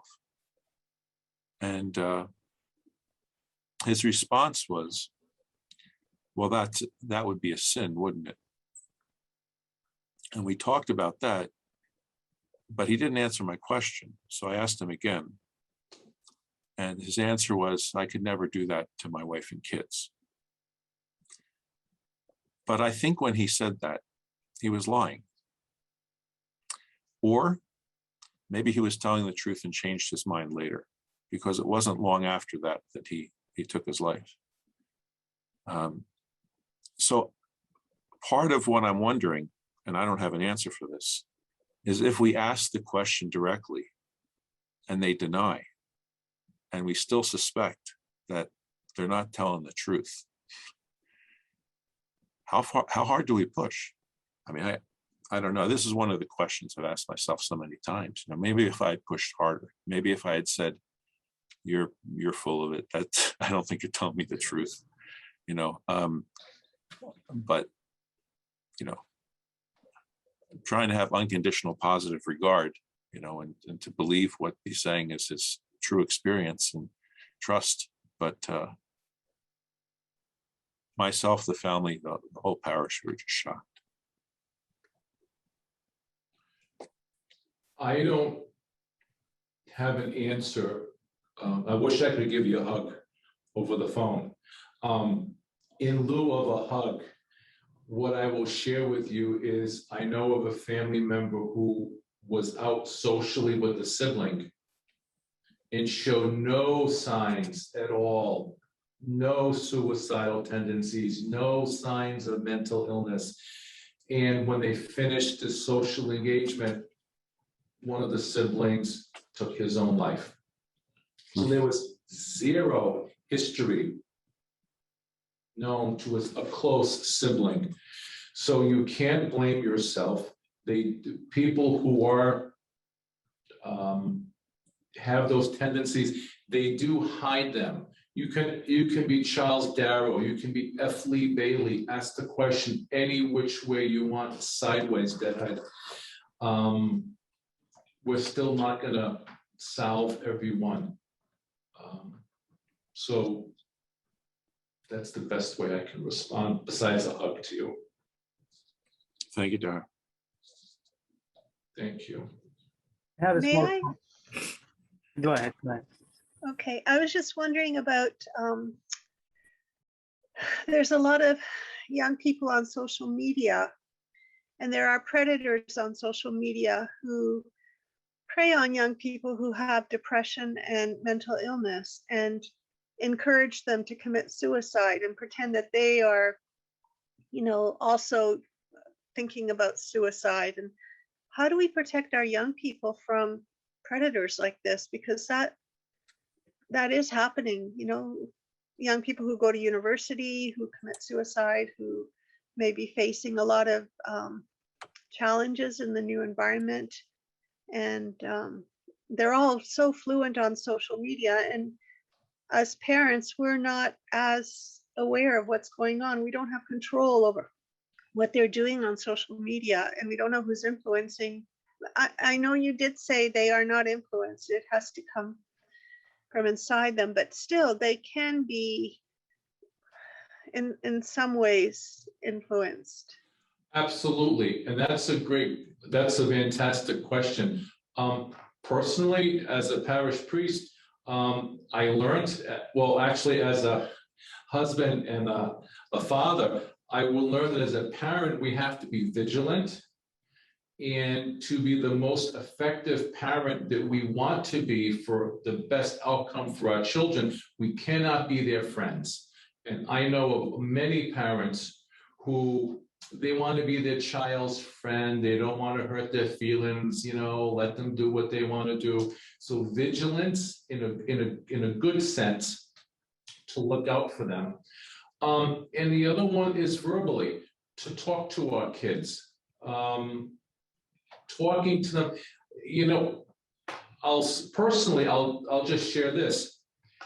In our family, we learned a lot about our kids around the table, around meals. It wasn't that we sat them down and said, okay, tell me what you did today. Tell me. It was just great conversation. So what you're referencing is out there, and it is dangerous. One anecdote, and everyone can apply it differently, is to be more engaged with their children. And someone who is engaged, this tragedy could happen to them too, but you're cutting down on the odds the more we're a part of their lives, and just communicate with them is the best response I can offer. Just talking to our kids more and more, then they'll talk, and we can see what's going on in their lives when we stop talking and we listen and they share with us. Arman. Thank you very much, everybody. Thank you, Father. This is amazing. I'm learning like a sponge. Hopefully one day I will use it for good use. In another place, in another conference, one of the doctors, there was a conversation between a doctor and a priest. One thing that was highlighted, that the priest does not have a medical degree to intervene and to prevent anything like that. And so they should reach out to, I don't know, AAA or medical doctor, or there should be dedicated medical professional to that specific parish, so they can always refer to the medical person rather than taking responsibility and later on getting in trouble because they are not medically trained as such. Do you have like one sentence comment? I know time is limited and other people are waiting. Well, as short as I can. When I was in seminary, we had a class, it was pastoral psychology, and I learned from this teacher that as a future priest, not to give advice, to listen and to refer. And my father would ask me, my father of blessed memory, would say, Douglas, when someone comes to you for help and guidance, what advice do you give them? And I would say, Dad, I don't give advice, because your take on something, his take on something is very different. The truth is in the middle. I'm like a spiritual Indiana Jones. I ask them questions. I let them search within themselves to find the answer. They solve their issue. They say, Dad, hi, thank you. They give me a hug like I did it. I didn't. I never once gave advice. But what I did do in New Britain and being back home in Providence, knowing people, I referred them to professionals, and I stuck with it. I didn't just say, I'll text you his contact info. It's being there and being there often was the best way that I handled that. Never once gave advice, nor will I ever give advice, other than let me get you some help. Thank you very much. Thank you too. De Stepanos. Yeah, thank you, De Capriel and St. Nersess, for providing this wonderful seminar. I really, we're all ministers, we're clergy, we're lay leaders, seminarians. I hope you indulge me here for a moment, but I want to take 30 seconds or so and specifically pray now for Der Tavit. And I mean, it's so hard on Zoom to be able to reach out, but we all feel his pain, and I want to pray to our loving God, and also pray for your deceased parishioner and the widow. In the name of the Father, and of the Son, and of the Holy Spirit, amen. Our Lord God, most merciful and gracious and loving, we ask your peace and comfort and your care to surround Der Tavit and his parish, and that you grant light to his deceased parish council member, and also grant that same comfort, peace, and mercy to his wife and their family. We ask all your blessings to be upon them. Amen. Thank you, dear. Enough said, brother. Enough said. Please join me in thanking De Capriel for this very enlightening and helpful presentation. So we will reconvene in 2 hours at 2 p.m. Eastern Standard Time. In the meantime, we wish you all a happy break and enjoyable lunch. And we'll see you back soon. Thank you. Procedural issues. We will once again have questions at the end of each presentation. If there's time left over at the end of the afternoon, there will be additional question time. The sessions will be recorded. The recordings will be made available on the St. Nersess website. With that said, I'd like to introduce our first speaker, who really needs no introduction to most of us. Nonetheless, Deacon Yervant Kachukian graduated from Georgetown University with a Bachelor of Science in Foreign Service. He obtained a Master of Arts in Religious Studies from St. Nersess and St. Vladimir's. He later completed 9 units of clinical pastoral education at Albany Medical Center, where he also served for 4 years as an interfaith chaplain, specializing in behavioral health and palliative care chaplaincy. He's currently working on a doctorate in Eastern Christianity at the University of Oxford, and he is also serving as spiritual director to the student body here at St. Nersess Seminary, where we are delighted to have him with us. Deacon Yervant. Thank you, Dr. Irvin. Good afternoon, everybody.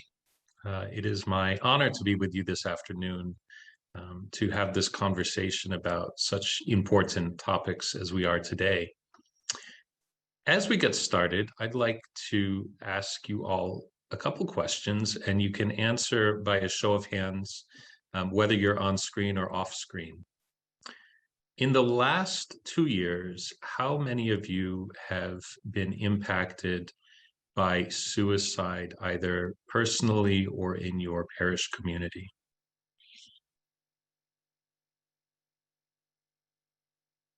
How many of you have been impacted by a death due to overdose? How many of you have been affected by an unexpected traumatic death of some sort, whether it was an accident or a medical emergency that was unanticipated? Okay. So it looks like all of us here have been impacted in one way or another in the recent past by these kinds of traumatic deaths. And if we haven't, unfortunately, we likely will. Much of the work we do, much of the work that we do as those who offer care to those who have suffered these losses is done before the act itself. I would say probably 80 to 90% of what we do is laid in the groundwork before we encounter any of these kinds of deaths. So we've all heard the phrase preventative medicine is the best medicine. And unfortunately, we can't prevent, in many cases, probably most cases, we can't prevent these deaths. But by doing the appropriate work beforehand, we can place ourselves as well as possible in order to offer the best care to those left in the wake of these disasters. So as I see it, there are 3 main things that we want to do beforehand in order to offer the best care. The first is to educate ourselves.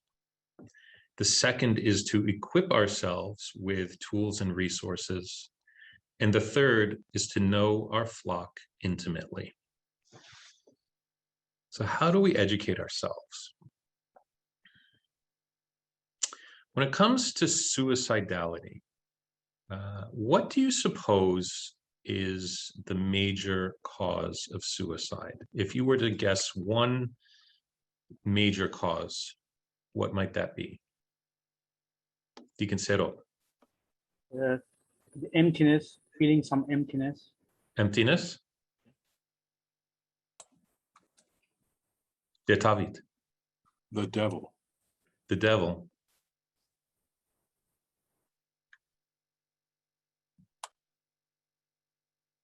Any other offerings?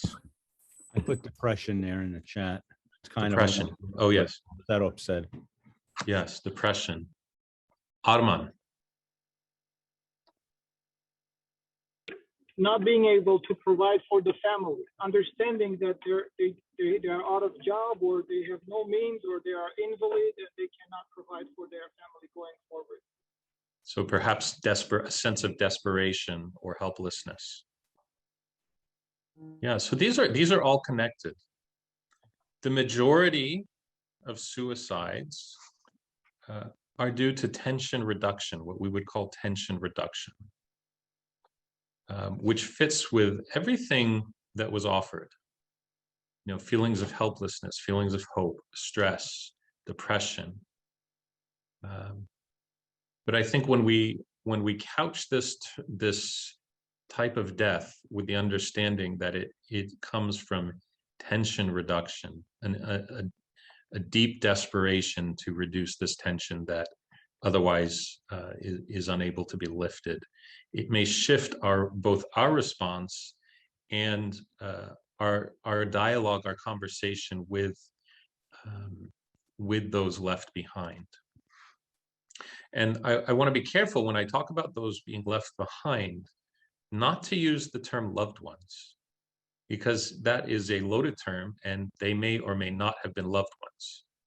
They may be family members, they may be friends, but I think it's important for us to be careful not to imply relationship there which we do with our language, but to be careful how we use language, particularly in these cases. There may have been estrangement, there may have been dynamics, and this also comes into play with knowing your flock. If you know your families well, you'll be better situated to use language that fits the reality, not just our perception of what we see from the outside. When it comes to overdose, what do you suppose is the underlying cause of overdoses?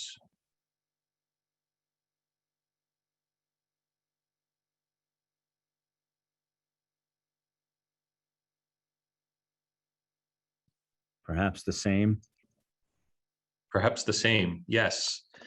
So by and large, overdose deaths are not intentional for the most part. Overwhelmingly, they're not intentional, at least not consciously intentional. And they are, again, due to the majority, perhaps 80 to 90% of deaths from overdose are related to tension reduction. So this is not recreational drug use. This is self-medicating drug use.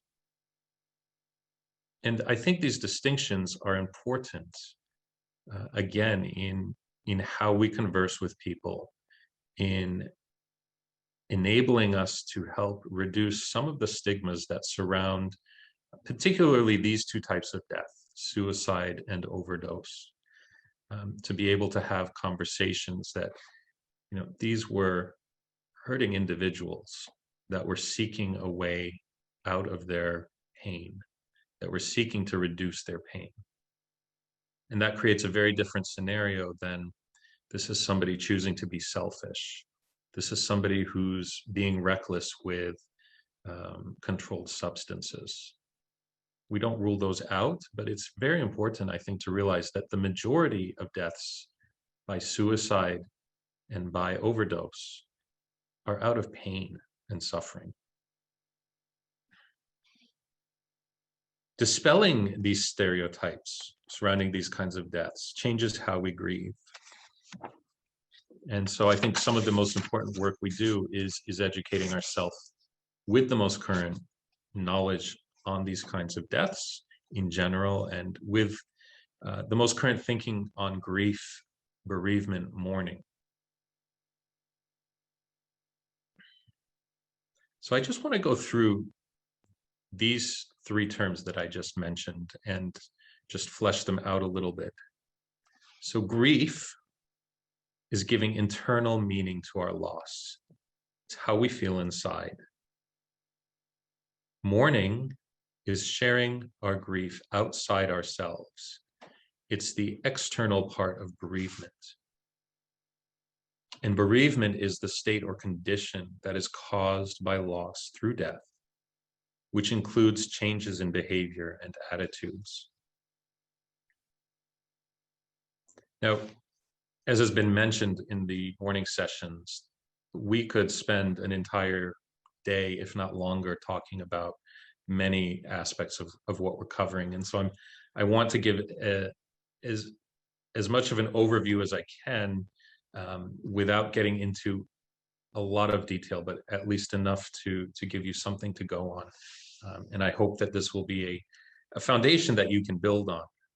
I think it really comes down to each of us who is in this type of ministry, who encounters these types of deaths, to do as much as possible. It is time well spent doing a little reading on your own and availing yourself of many valuable resources, some of which have been shared today already. So it's important to recognize the symptoms of grief, both the common ones and also uncommon ones, like a heightened startle response, anger, absence of emotion, recognizing that all of these can be connected to grief. We've heard this adage that time heals all wounds. And I see somebody shaking his head. No, that's right. Time doesn't heal all wounds, but time does have effects. And what is the effect time has? So when someone has experienced the traumatic death of somebody else, The intensity that that individual experiences may not change. However, the duration of that intensity may. So whereas someone who has freshly experienced a traumatic death may experience that intense grief, that intense feeling for days, weeks, or months, as time passes, they may feel that for weeks, and then days, and then minutes, but they will still feel that same intensity. And the fallacy that time heals all wounds can be so counterproductive to somebody going through this process. When it comes to widows, would you like to venture what is the hardest year for a widow?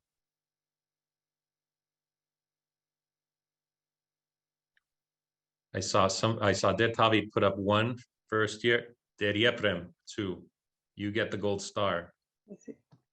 So it's natural to think it's the first year, right? All the firsts that we go through, the first birthdays, the first holidays, the first anniversaries. But why is it 2? Because you get to the end of year 1 and you realize you don't feel any better than you did at the beginning. And now the rest of the world thinks you should be feeling better, thinks, well, you've gotten through all the firsts. This is as good as it gets. You should be on your way to wellness. And so it's that second year of mourning that is so intensely painful for widows, because they've gone through the first and they don't feel better. And then they go through this second year and they wonder, will they ever feel better? And the answer is maybe, maybe not. So it's important for us to put aside what we think we know about grief and mourning as society has handed to us, as society has, in its best efforts, tried to equip us with, to really learn, what the lay of the land is and how grief actually works. How many of you are familiar with the name Elizabeth Kubler-Ross? Pretty much everybody here has some familiarity with her. So of course, if you're familiar with her, you know that she wrote a book that gave us the stages of grief, which on the one hand may have been very helpful. And in her later work, she has actually come to speak out against, because it is not stages. Grief is not stages. Grief is not progressive. It's not linear. And so rather than stages of grief, one leading to another, we have expressions of grief. So you may experience anger today. You may move from anger to acceptance. You may move back to anger. There are no, again, it's not linear. And so it's good for us to know what these expressions are. And it's also important for us to know that grief is a many-colored beast, and how it comes out is so individualized. And again, this comes back to knowing our flock, which we'll talk about in a little bit. So I'm going to send all of you a document in the chat. And this is what I'm going to speak on next.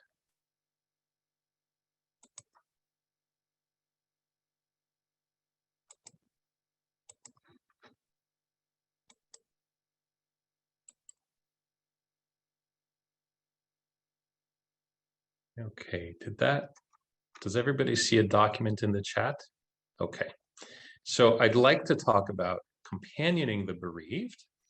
And these are some helpful tenets for doing that. So this fellow Wolfelt, Dr. Alan Wolfelt, in his response to companioning the bereaved, he gives these 11 helpful tenets, which I think are very useful for us to have in mind when we're walking with someone in grief, because as a clergy person, as a counselor, as someone that people look to be the presence of God, which is not something we necessarily invite, but it's something that is put on us. We often are handed an agenda or expectations of being able to work wonders and miracles and have answers to all the questions. And as any of us in ministry know, we usually don't. But that doesn't mean we can't walk with people really skillfully through these moments. So the first is, companioning is about honoring the Spirit. It is not about focusing on intellect. It is about curiosity, not about expertise. It is about learning from others, not about teaching. It is about walking alongside, not about leading or being led. It is about being still, not about frantic movement forward. It is about discovering the gifts of sacred silence, not filling every moment with talk. It is about going to the wilderness of the soul with another human being, not about thinking you are responsible for finding the way out. It is about listening with the heart, not analyzing with the head. It is about bearing witness to the struggles of others, not about judging or directing those struggles. It is about being present to another person's pain, not about taking away or relieving the pain. It is about respecting disorder and confusion, not about imposing order and logic. So I'll share one of my first experiences with traumatic death, where I had absolutely no idea what I was doing. I was a brand new chaplain. I had been a chaplain for all of 3 days. And any of you who have done chaplaincy or CPE know that there's no manual handed to you on day one. You just walk in the door. And I was on call. It was a Sunday, and I was called to a very painful death. A little boy who was not even 3 years old had managed to open the back door at his house and run outside, as little boys do. And within minutes, he had drowned in there was a pond near the house, and he, again, it was minutes. And here I was called to this death. And I walk in, and there's this very young mother. She was 19 years old, holding her 2.5-year-old perfect little boy that just looked like an angel asleep in her arms. And I thought, there's nothing I can give these people. There's nothing I can do. And that was true. There was nothing I could do. And it was through that experience I learned that it was not about doing so much as being. And I said a prayer with her, and her parents were there. And after the prayer, I hung back a little bit, and there were different family members coming in and out. And I thought, is it helpful for me to be here? Or am I just a distraction and nobody wants to tell me, could you please leave? We want to be alone. And so I asked the grandfather, I said, I don't know what's helpful right now, but would you like me to stay? Would you like me to go? And he said, please stay, please stay. And I ended up staying for maybe an hour and a half, 2 hours, as different family members came in and out. And during that time, nobody spoke to me, and I didn't speak to anybody, but I was there. And in reflecting about this experience afterwards, I realized witness, something we talk about a lot as Christians, but usually in different ways. witness to someone's pain, someone's suffering, is an incredibly powerful gift to offer.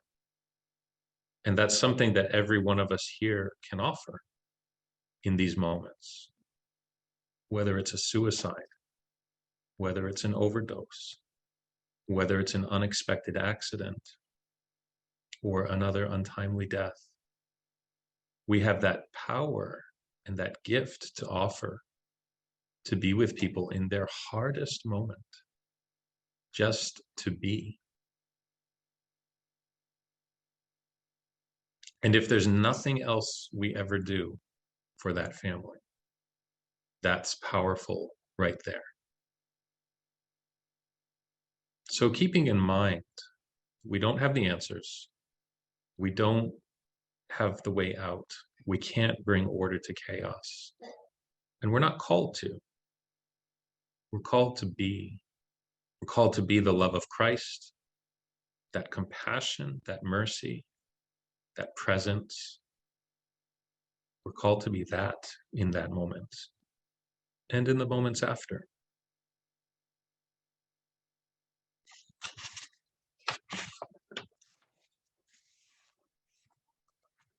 So I mentioned earlier, one of the three ways we prepare ourselves are with tools and resources. And I think this is really important. In the morning sessions, it was mentioned several times. It's important to have professionals that we can reach out to, mental health counselors, psychologists. And for those who are who have experienced a loss, it's important for us to think about, do we have a grief counselor that we can recommend to people? Do we have a therapist that we could recommend to people? What are the resources available in the areas, in the regions we live in? What are the peer support groups that we could recommend to people? People may not want to go to a counselor, but they may be comfortable sitting with others who have gone through this experience. So are there peer groups, peer support groups in your area that are geared towards grief or suicide or overdose? Can you recommend an Al-Anon group for somebody whose loved one has died by overdose? Can you compile a list of things people can engage in, like these types of peer support groups or other community endeavors that you may be able to connect people with? And the third type of resource are your human resources, your people resources. Looking at your community, who are the people that have weathered these kinds of losses and are at a place now where they may be able to offer support to a parishioner going through this kind of loss? In my home parish, we were very blessed to have individuals like this who turned their experiences of traumatic loss into being support for those going through it themselves. And I don't know if there's anything as powerful as having someone who has gone through this and come out the other side, who can say, yes, it still hurts, and yes, it can get better. Who can just sit there with you and cry and not have to tell you anything. And you going through that loss yourself can look at this person and know that they are being completely authentic and honest with you and completely empathetic to what you're going through. So being able to recognize who in your community, who in your parish are people that you can engage with and connect those going through this loss with. You know, none of us, ideally, none of us should be doing this work alone. To be able to have a community that we can rely on for support in different ways. And we each know our communities and the gifts that our parishioners bring. And they're many colored, they're varied, and they're wonderful. And to allow people to exercise those gifts is a really remarkable thing. I would also encourage you to connect with those in ministry, clergy that you know who have gone through these experiences, who you can reach out to for both support, so that you're not going through this alone, so that you're not trying to offer this support alone, but also so that they can share from their wisdom of having gone through these types of experiences, what they found to be effective ministry to individuals in these situations. The third piece is knowing your flock. And any of you clergy who were with me on the regional retreats in the fall heard me say this as well. And I can't emphasize it enough. The ability, the extent to which you are able to know intimately your sheep, your flock, your parishioners, cannot be underestimated, the value of that. And unfortunately, we don't all have that luxury. These situations may arise with people that we see once a year or less. And so we don't have that opportunity all the time. But to the extent that you can get to know your people, whether they're there every Sunday or whether you only get to see them occasionally, this will serve you well. Because support has to be tailored to the individual. We can talk about all of the possible symptoms of grief. We can talk about all of the possible responses to these kinds of deaths. But in the end, every individual experiences it differently. And this can be one of the hardest experiences when there are more than one individual involved in a death. So when you're encountering a family who has experienced a traumatic loss, father may experience it very differently than mother, or than sibling, or than child. The film that Dr. Slagan mentioned this morning, Ordinary People, it is a really powerful example of this experience, where you have parents, the father and the mother, experiencing or expressing their grief very differently than one another, and then their son. It is no secret that parents who lose a child, more than 50% of those marriages end in divorce. And you might think that losing a child would bring people together to support one another, but the incompatibility of how one parent sees the other parent's expression of grief, how can you be going on normally as if everything's okay when I can't even think about getting out of bed? How can life go on? You know, this invalidation of one's own experience can be so painful, where there's this lack of understanding that just because somebody's appears to be going on normally on the outside doesn't mean they are, by any means. So this is, I think, one of the greatest challenges as a clergy person, as a counselor, as a person in ministry, is learning, is reading the situation and being able to respond to each member of a family system or each member of a community that's experienced a loss. That's where some real skill comes in reading the situation, knowing the individual, and being able to walk with each of those individuals in their own expression of grief and loss.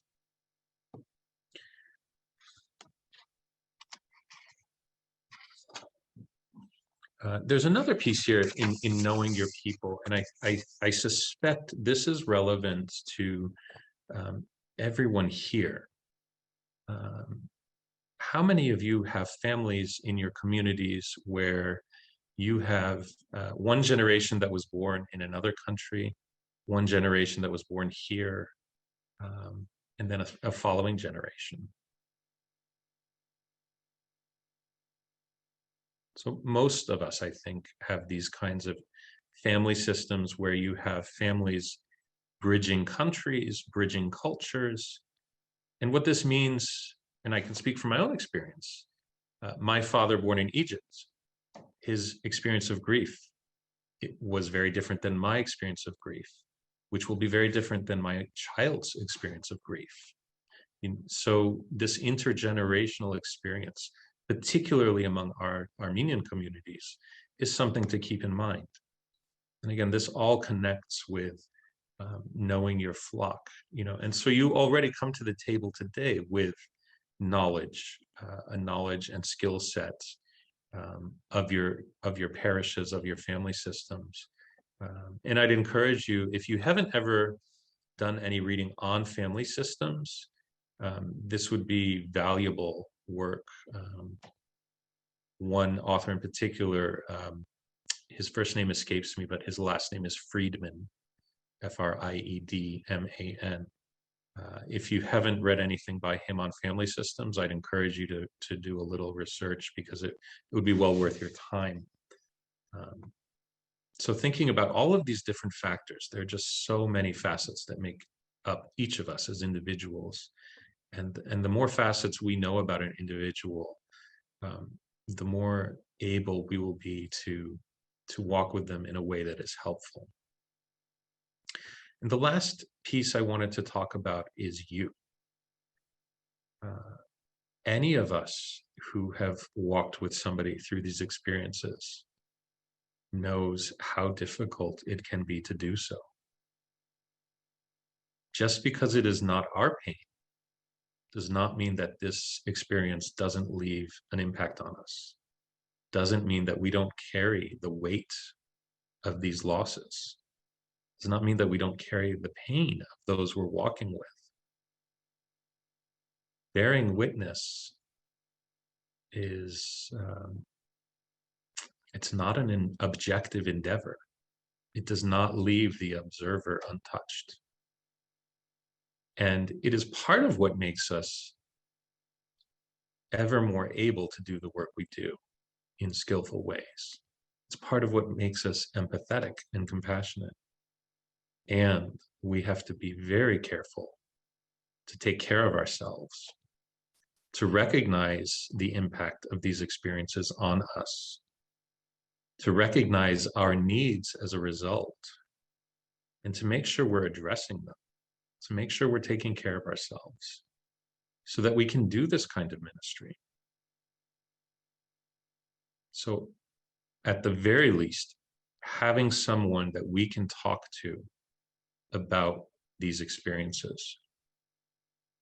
And as a clergy person, that is not easy. It's not going to be a parishioner. So it's important to have a fellow partner in ministry, whether it's a clergy brother, whether it's a clergy person from another denomination, but somebody that you can be completely open with about this experience, someone that you know will be completely able to support you to the best of their ability, to give you space, to hold space for your experience, so that you are not just taking all of this in and bottling it up and not having somewhere to put it. So please, please don't forget that piece. So with that, I will stop there, and I will be very happy to entertain any questions.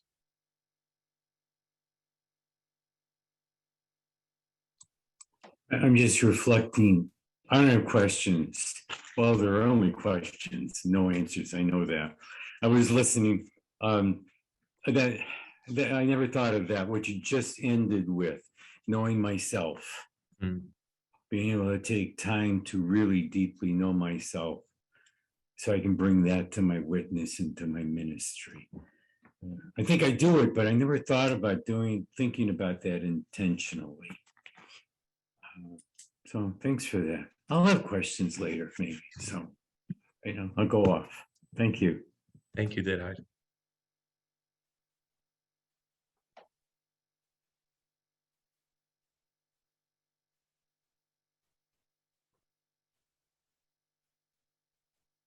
I guess I have a semi-question, comment, thought.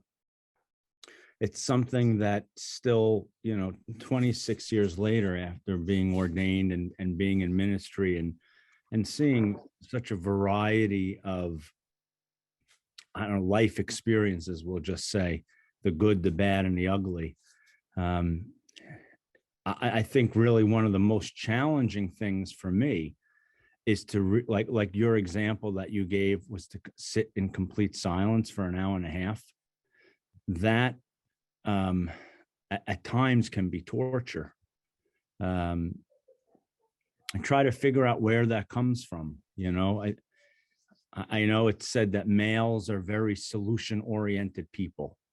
So they asked my wife when there's an issue, I'm like, okay, you do this, A, B, C, and D, it's done.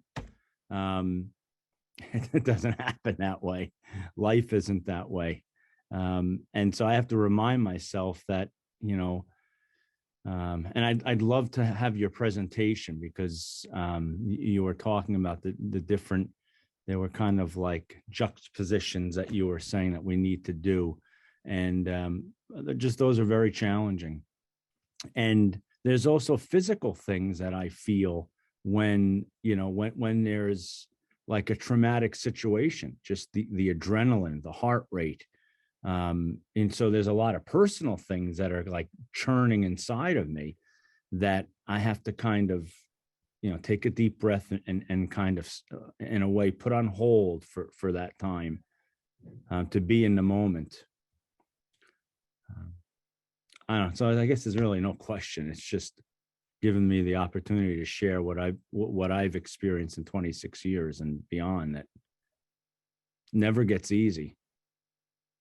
Yeah, I think what you just summed up with Didhide is a very important point. It never gets easy. And if it does get easy, you know, when I was in active chaplaincy, I remember somebody saying, you know, it's those days where you think it's easy that you really have to stop and check yourself, because every situation is fresh. And how can it be easy to witness somebody's pain, knowing the depth of the pain they're going through? If anything, it may get harder. You know, knowing how painful these experiences are, and knowing how they can play out, bearing witness can become even harder. I know I don't want to go overboard because I know there's other hands. The last thought I wanted to say is that I try to when I experience something like that with my people, I remind myself that it's really a gift. It's a gift for me to be able to journey with my people that are open and willing to allow me to journey with them.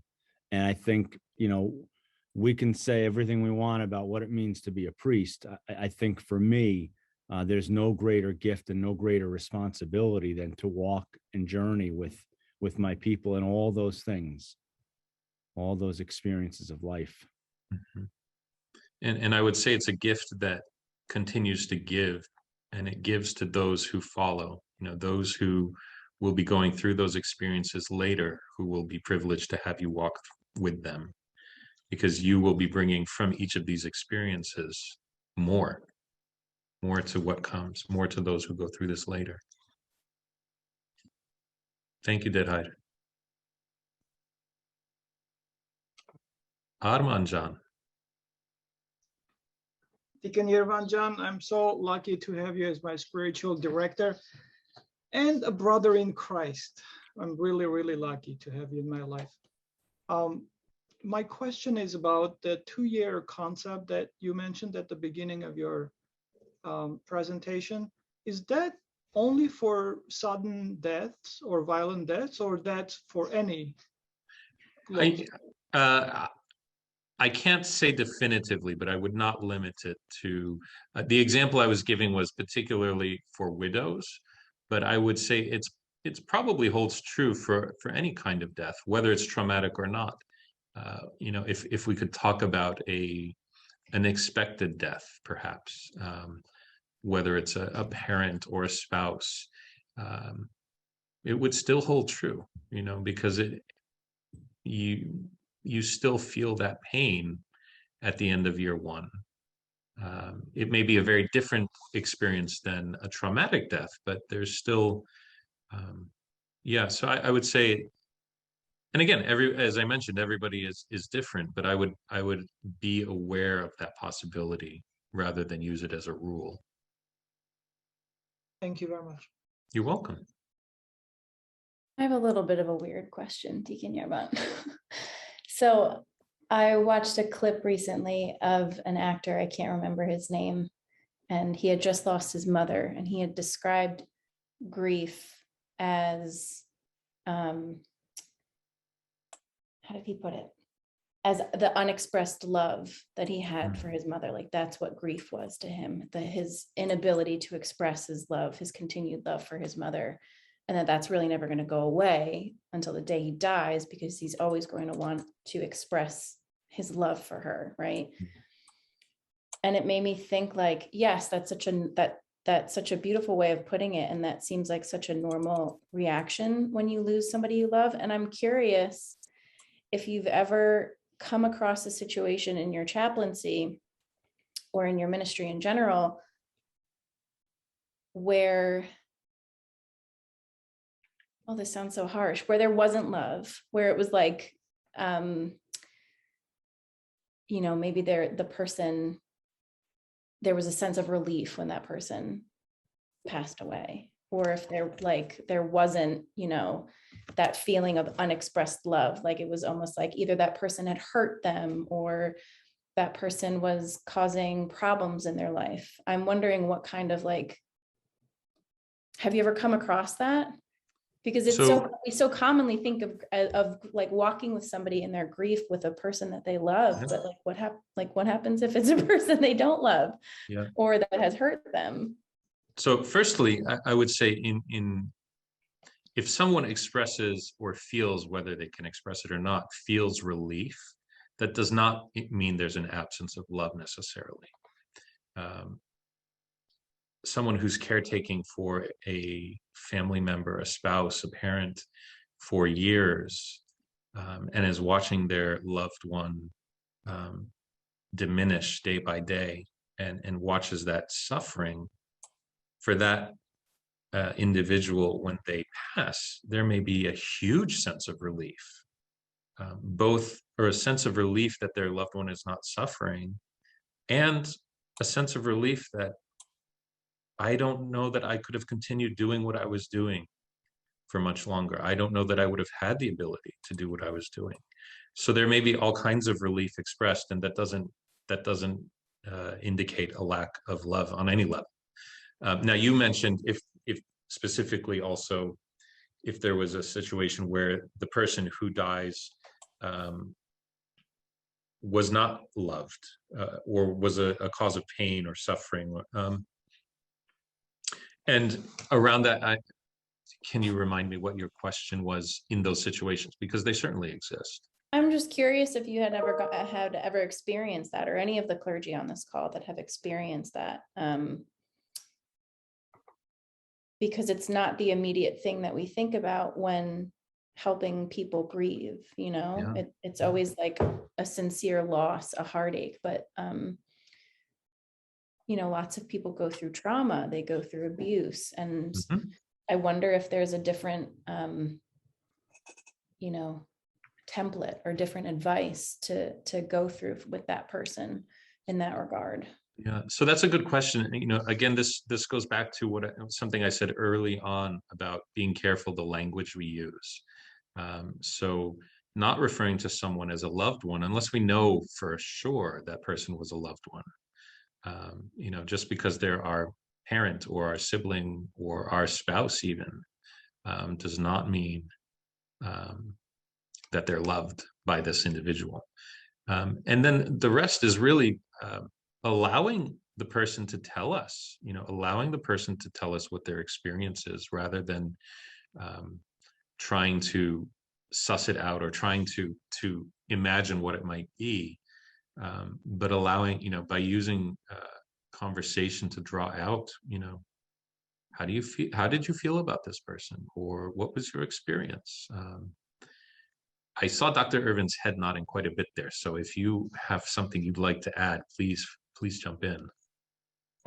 Thank you. I do actually. I have a very close friend whose father was an extremely abusive man. And when he passed away, She had exactly that sense of relief that, oh, thank goodness, I never have to worry about this again. And for her, what brought her to the beginning of healing, she was a Native American, was going out into a place that meant something to her in the outdoors, sitting there and simply being quiet and telling her father she wanted to speak to him. And when his presence came to her, she said everything that she needed to say. And that was the first kind of stage. And then the next one was to say, do you have anything that you want to say to me? And he did. And for her, being able to then take the process of going back and imagining her father as an infant, imagining him as a very young child suffering abuse, imagining him as a school-age child, and so on, and talking with him at each of those stages in his life. Of course, she's doing this in her imagination, but still for her, it was it was a long process, but it was in the end a very healing process. So yes, it's not easy when there has been a past that's fraught in the way that that is.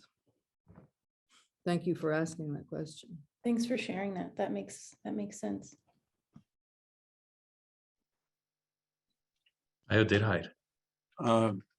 Yeah, thank you so much for the presentation and for the sheet that you gave. I have experienced the question asked during grieving, why? Primarily as being a rhetorical question. I mean, they're not actually saying, oh, Derhar, could you please explain this to me? That's not what it is. And I just wanted to ask you about ways in which you personally have or have read It's Good to respond to that very common question of why that's expressed in the moments of grief. One of the simplest and most profound answers I ever heard to that question is, I'm going to have to wonder that with you. I'm going to have to wonder about that with you. Because as you said, it's rhetorical. They don't expect us to know. We certainly don't know. It's not our question to answer, but we can receive that question and share that questioning, why? And another response too, in conjunction with that, is to say, does anything come to mind? What are you feeling? Because ultimately that question is about making meaning, is about giving meaning to an unthinkable experience.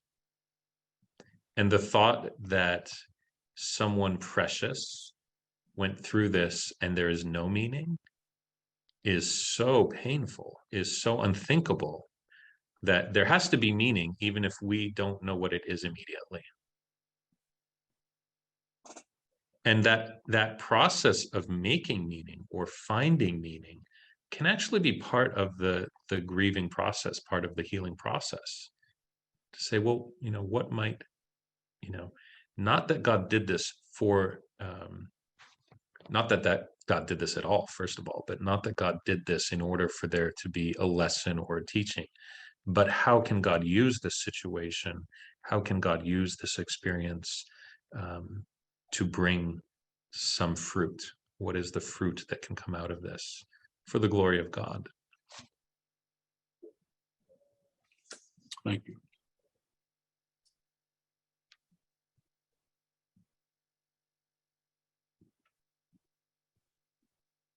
Thank you so much, Deacon Yervant.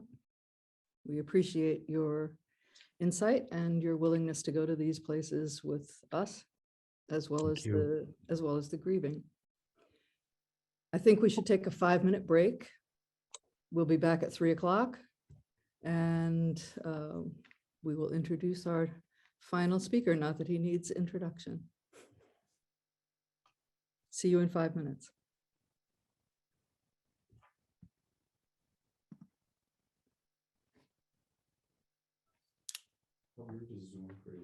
Very.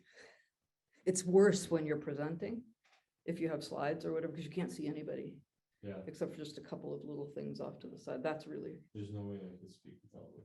Hey, Roberta, I put on a clergy shirt for this. Oh, that's what we're recording. noticing. Stop being flippant. Oh. So we'd like to welcome everyone back to our final session for the day, as we've been walking through from the prevention and knowledge stage through companioning and now finally to the long haul. Our final speaker is Father Yeprem Kalichin. Any of you who know him will have no problem hearing this being said in his voice. Father Yeprem has had the joy and the privilege to be a pastor in the Eastern Diocese for several decades. He graduated from St. Nersess and St. Vladimir seminaries in 1972. He retired from the pastorate in 2015 in order to pursue other long-held passions. He's the diocesan parish liaison for the Fund for Armenia, FAR. FAR is the premier NGO caring for the most vulnerable while developing the homeland educationally and economically. He continues to serve on the board of St. Nersess Seminary, a gem of the diocese. The other half of his time is dedicated to social justice issues representing the Armenian Church. Throughout his ministry, which reaches back to 1973, Father Yeprem has had the loving support of his wife, Judy. Yeah. Say hi. Thank you. Notice how I got that advertisement for Fund for Armenian Relief in there? Mm-hmm. So A worthy I want to thank you, Roberta. I want to thank Dr. Slagan and Father Gabriel and Deacon Yervan. What good stuff. So my talk is based on a lot of personal experiences.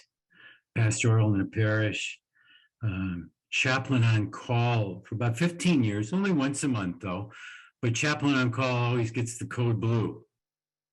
And also I'm the lead religious leader when there is a homicide in Racine, Wisconsin. We always take out a group to do a vigil at the point where blood was spilled. And so I see a lot of that. Get a lot of my resources from NAMI, National Alliance of the Mentally Ill, NAMI. And Deacon Yerba mentioned this author, Alan Wolfelt. I'll be mentioning a couple of his books during my talk, so get that in your library. This whole thing of suicide has been exacerbated by, we haven't mentioned it yet. I'm going to be repeating a lot of what other speakers have said, but we haven't mentioned COVID 2 years and ongoing, and the cumulative effects that continues to have on the minds of people. My God, it is still there. And mourning, different types of funerals, not being with your loved ones. This has left a mark, and suicides are on the rise. We should be aware of that. And it's not going to end soon, just like COVID's not going to end soon. So this is a very important topic. Just want to, for some reason, I want to just, some of the suicides or violent deaths that I have seen, been a part of, and they inform my reaction, my pastoral reaction over these almost 50 years.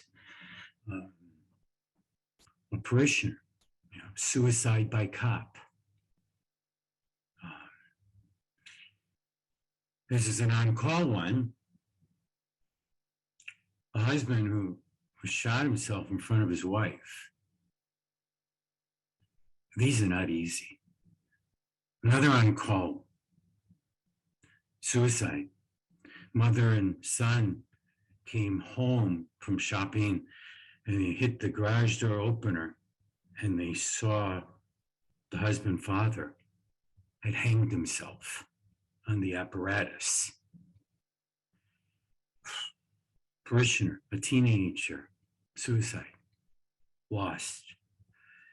Carl, I know this. So he refused medical help until he died. So anymore. Joe, despair, no purpose. He was mentally ill, but still suicide.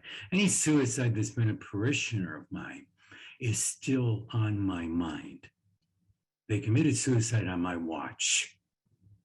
And that still haunts me in a way. I can't get rid of that. And then now it's become monthly in the city of Racine, homicides. And so my church, former church, belongs to a social justice outfit. And one of the things we do, and there's a homicide, we gather people up and we, with the family members, go out to the spot where the blood was spilled on the sidewalk or in an apartment. And it keeps happening. And we pray, we sanctify the soil. Hosea, murder, suicide. Rebecca, popular bartender downtown, shot in her own apartment with no forcible entry. Vanessa, just 1 week shy of a cesarean to have a baby, and she was murdered, blood all over the place. It's things like this. This is a serious, not just because it's COVID. Boy, am I glad we're all gathered here. This is important. What's going on now in America is real. And we need to respond. That's the job of the church, to heal. Oh, and by the way, people sometimes ask me, why are you so involved in the city issues, or in this case, the city homicides? Because it's where we live. These are brothers and sisters. We need to be out there on the pavement in our cities because it affects all of us. Our church is part of the city and we're part of the solution. So a prequel before I start. And this, and it's being recorded. So my presentation is to priests and lay people. And who are the lay people? The first letter of the Apostle Peter to all Christians. The lay people are the royal priesthood. So we're in this together. It can't be clergy ministering. And I think Deacon Yadavant was alluding to this, that we are all in this. We're all part of the church. We're all part of the healing ministry. And so our lay people have to get educated. I liked another thing that Deacon Yadavant mentioned. Hey, you're making my talk for me. Thank you, Yadavant.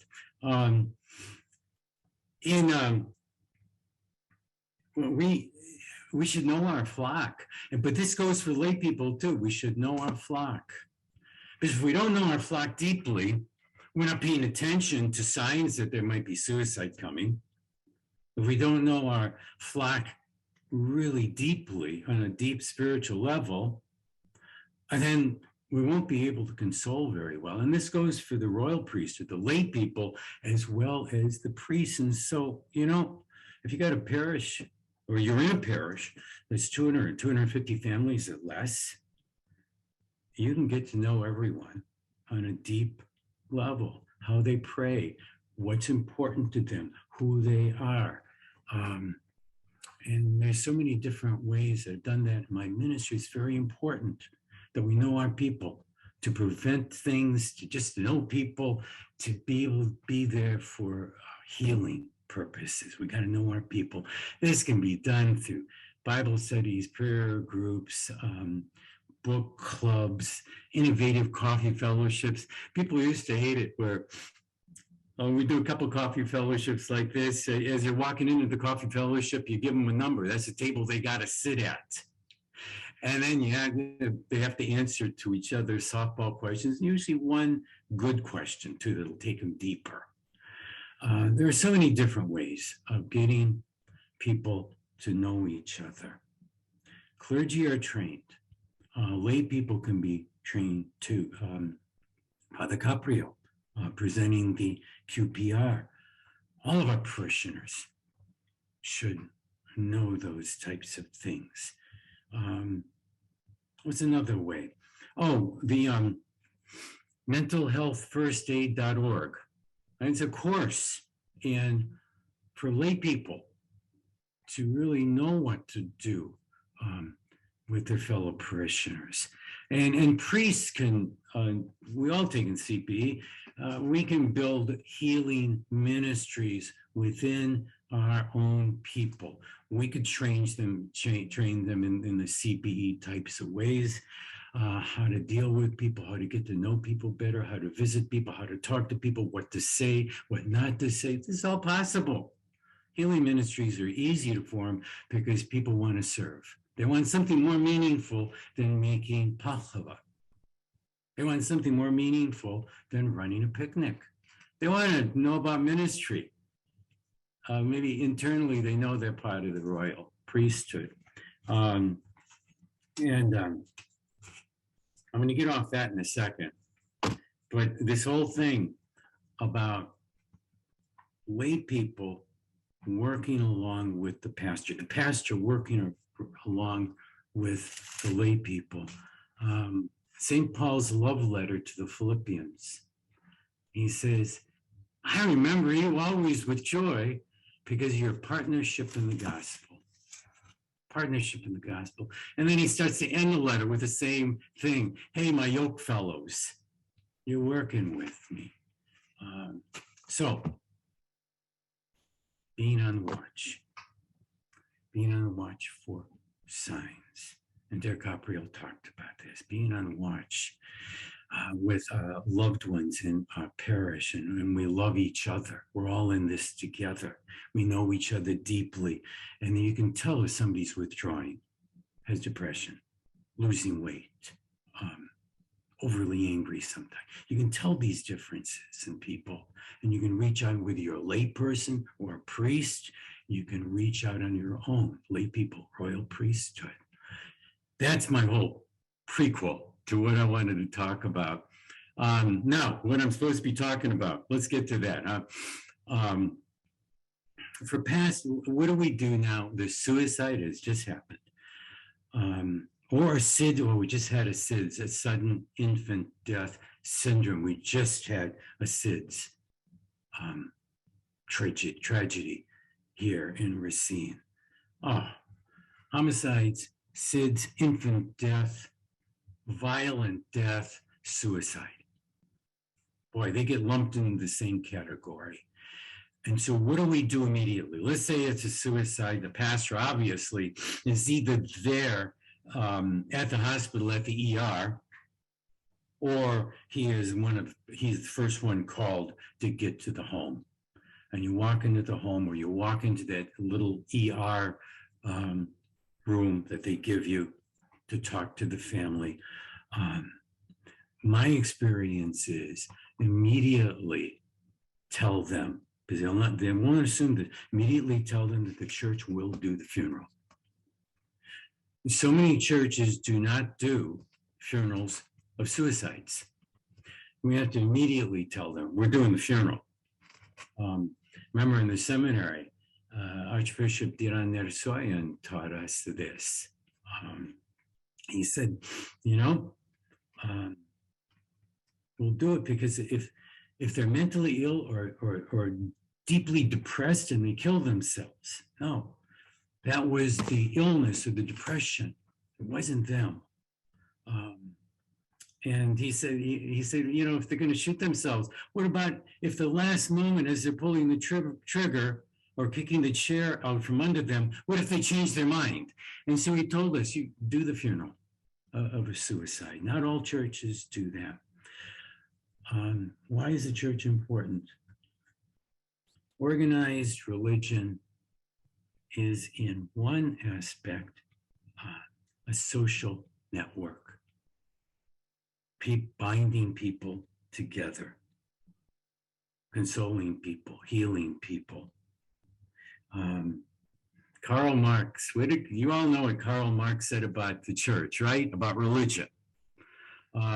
He said, it's the sigh of the oppressed and the opiate of the masses. That's okay. In cases like this, the church has to be right there with the suicide survivors. So, doing the funeral. And sometimes they won't want a funeral because of shame, guilt, trauma. Sometimes they'll want it as a private affair. Sometimes they'll want to do it at a funeral home instead of the church, which is against diocesan directive, but we should do it anyway.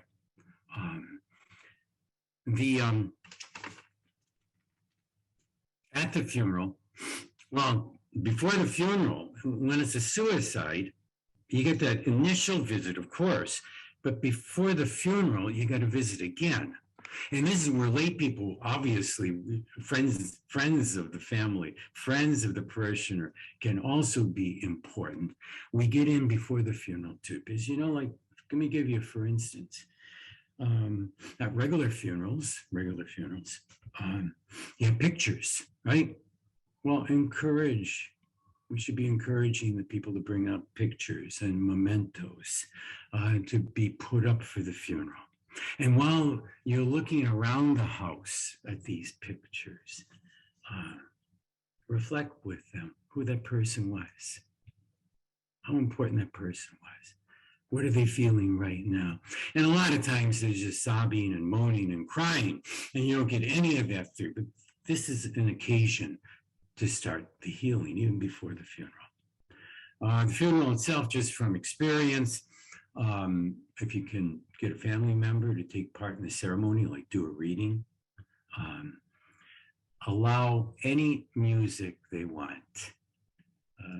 Remember, I had a overdose suicide, pretty sure it was suicide. And the family wanted a couple Beatles songs played during the ceremony. Of course, it was consoling. Not bad music either. It was consoling. We always, I found, be ready to stop the ceremony, because a lot of times there's such grief. People will be crying, and you need to take a pause once in a while as we get through the ceremony. So that would be the funeral itself. Now, I'm going to slightly disagree with Deacon Yervan, but it'll be okay, Deacon, because I have a different way of looking at Kubler-Ross's stages. And I came up with my own stages, but kind of based on that. So as we're traveling, hey, I'm sorry for talking so much. I'm not used to talking this much. If this were a sermon, it would have been over 5 minutes ago. But the stages then that I find are helpful, that go along with Kubler-Ross a little bit, and they're all fluid. They're not in order whatsoever, but generally it starts with disbelief. This didn't happen. He or she is in the next room, especially with suicides. How could this happen? So it didn't happen. They're numb, they're in shock. Disbelief. Another stage, and it will come after disbelief, of course, anger. Well, if you're a lay person, royal priesthood, right? When you're a priest, okay, what is that anger about? And it's simply you open them up and you seem to be angry. What is it you're angry about? Anger, I have found, is just a cover for some other feeling. What I've seen is sometimes it's fear. Oh my God, now what? And it comes out as anger. Or frustration. Did I do enough? Comes out as anger. Hurt. How could he do this to me? Comes out as anger. Abandonment. Damn him, damn her. Wasn't I enough? Heard it. Comes out as anger. There is no God. Comes out as anger at God. Embarrassment or shame. Oh my God. What are the people going to think of? Comes out as anger. All these guilt comes out as anger. And Dr. Slagan talked about that whole guilt thing. What did I miss? How did I might have caused this? I fall into that once in a while when it's been a suicide on my watch. What did I miss? I get angry with myself. Blame the priest. Blame the doctors. blame the health professionals. Where do they fit? Comes out as anger. So just this whole slew of things comes out as anger. That's a stage. And sometimes it backs up back into disbelief. Then there's a hopeless stage I've seen sometimes, where God is not present. And there's just this night, dark night of the soul. And they are just hopeless. No anger. They do believe it happened, but they're hopeless. There's a stage to watch out for. There is deep, deep sadness, another stage, where and the sadness is exacerbated because it's a jack in the box. You never know when the sadness is going to come up. It comes out of nowhere. You're walking on the beach and you remember something about the person who committed suicide or the violent death person. You see a picture, a TV show, something, and it just pops up and causes emptiness and sadness. Sadness. I remember when Sammy was murdered in a burglary of his store. The family for a long time, well over a year, was sad because they didn't have the right to be happy. Sadness can last for a long time. All of these types of things we have to be watching out for. And then that catch-all of acceptance. Well, not really, because people are always, for a year and a half, 2 years, something, and longer, they're going to be falling back on sadness, anger, disbelief. It's fluid. But acceptance, and they're never over it, and the pain is all there, especially in a violent death, most certainly in a SIDS thing, tragedy, most certainly in a suicide. There is still pain. But acceptance, you'll see there'll be photos of the person up. They will visit places that had been good memories for the both of them. You'll see them honoring occasions without total grief within. So this will go on for a while. And as Deacon Yervan said, a widow, at minimum 2 years. Minimum 2 years after any type of death, but especially a suicide. Generally, as we pastors would know this, a year and a half for any normal death.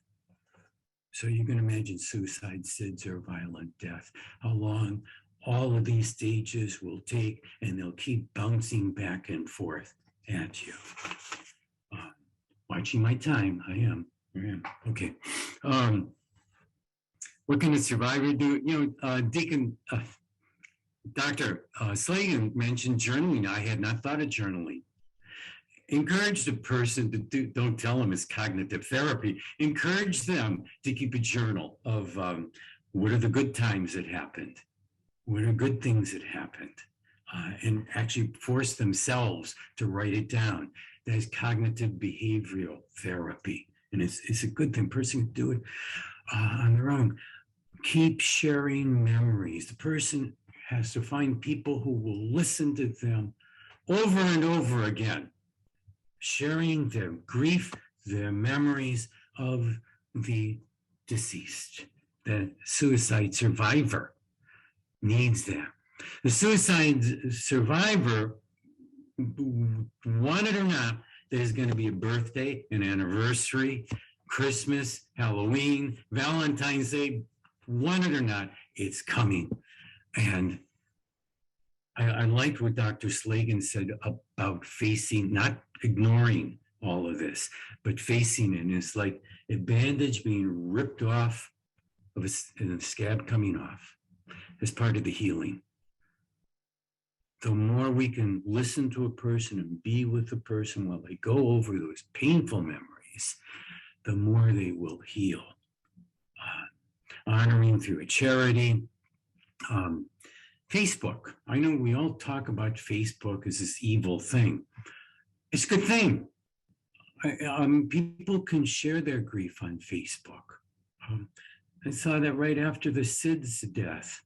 The mother had videos that she had of the little baby. And it was somehow cathartic for her just to say to people, I'm in pain, look at my beautiful baby. And then I just read this in Christian Century, memorial pages for the person that committed suicide. These are cathartic things people could write on there. Family members can take solace in what is written many times. There are NAMI support groups, of course. And then one comes to mind, when I mentioned setting up a scholarship or honoring a charity in memory of loved ones, the ECYOA, decades ago, came up with the Sam Nersessian Award. And that was Sam Nersessian from East St. Louis, killed in a burglary. He was a gentle, kind, humble servant. And that award, every year it's given out, and this is 40 years ago it happened. Every year it's given out. The family takes note of the person that won the award. It gives them consolation to know Sammy's somehow still alive.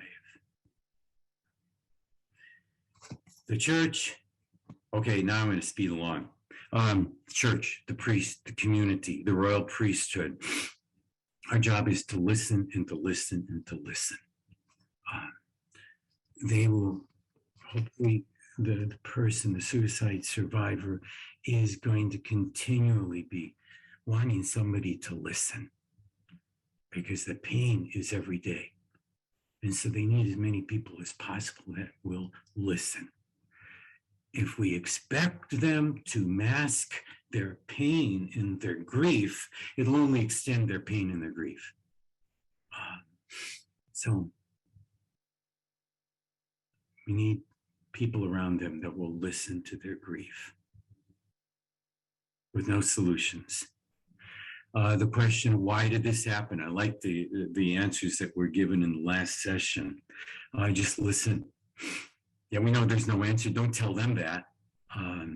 Just listen because they're just expressing their pain. Alan Wolfelt said, as we stick with these people for the months and the years after the suicide, there is no reward for a speedy recovery. These things take time. Always remember, he also said, always remember the person that committed suicide is not the only person that died. The suicide survivor died in a way also. Remember that. Never say, we all know this, right? Never say, I know how you're feeling. Oh my God. No, you don't. Just, it's a piece of advice. Your stance toward, sometimes some churches, some people, maybe sometimes priests will look at suicide as a moral failing. We need the stance of it is not a moral failing. It was pain and suffering. And I like what Deacon Yervan said about, he said, about pain and suffering. That's what suicide is about. It's not a moral failing. The suicide survivor needs people to be around and to basically just say, you're not alone. I am here. So I'm going to open this up a little bit. What do you say to children? And then I want you just to go to Alan Wolfelt's book on answers to questions. Check it out. But how do you speak to children? What do you say to children after a suicide? And he gives, I'll just give you a couple examples quickly. A 3 to 5 year old. How did Uncle Matt die? Wrong answer is, we're not talking about it. Right answer could be, Do you know how our bodies get sick? Well, Uncle's brain got sick and it hurt so bad he chose not to live. Ages 6 to 11. What's suicide? They'll ask. It happens when someone is very sad, which is like 100 times more than we can be sad. And then there are other things. Well, he looked happy. Answers to teenagers. Ellen Wolfeld just did a great job of questions and answers about suicide. I would suggest you get that book. More post-funeral actions. If your church does healing ceremonies, it's a good thing. The suicide survivor can always zoom in on those just to be part of a religious ceremony that's about healing. In-home prayer. Either when you, a lay person, or the priest goes to visit, that in-home prayer is so good. And we all have this book, right? The Healing Prayers. When I did for my healing ministry team, I kind of made it into two-sided sheet. The person can listen to the prayers or say them himself or herself. And they're just beautiful prayers. I'll just give you one. I plead with you, loving Lord, heal me. Be my life. Be light in my darkness. Take away my pain. I lied. One more. Hope of life. Hope of sanctuary of salvation. O Lord and Savior, save me and ease my pain. Loving Lord, hear my prayers through the intercession of the Holy Mother of God, and so many more. These prayers are powerful. That's why they've been around for 1,000 years or more. The prayers are powerful. I would suggest using those types of prayers. Somebody said, sitting in silence. Oh, Deacon Yervant, sitting in silence. A layperson or priest going to visit somebody. Silence is good.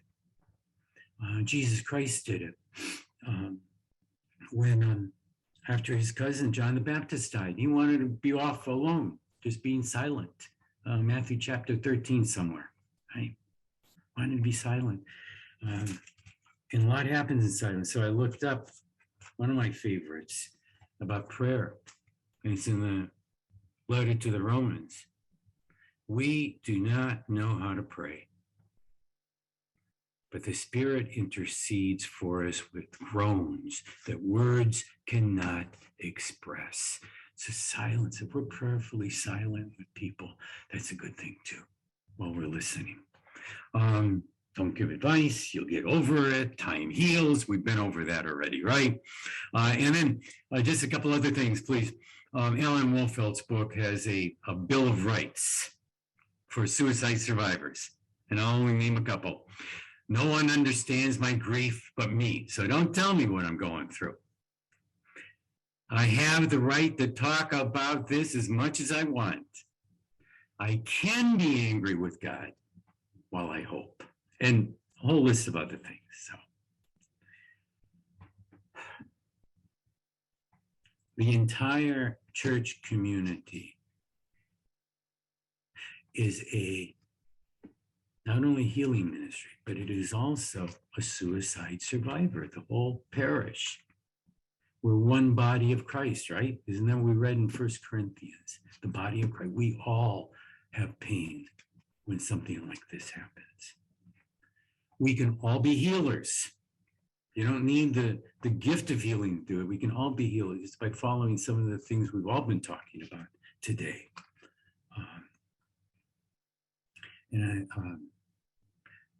A consoling thing for me are a couple gospel readings. One is the one we read when we're at the cemetery, and just before we pull the coffin out of the hearse, the priest says, hey, wait, I got something to do here.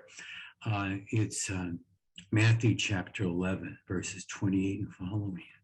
Jesus Christ says, all of you who are weary and overburdened, I will give you rest. I think that's applicable for a suicide survivor and for the community. And then the last words of Jesus Christ in the Gospel of Matthew, and I will be with you always to the end of this age, and a lot more. But we, the priests and the faithful, you've heard the song. We, the priests and the people, we're the front line. God is love, we deliver it. And this is such an important thing to be dealing with today.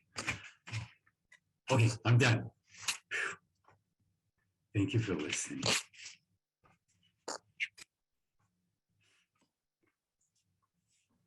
Thank you, Father Abraham. Yes, don't go anywhere yet, Father Yapram.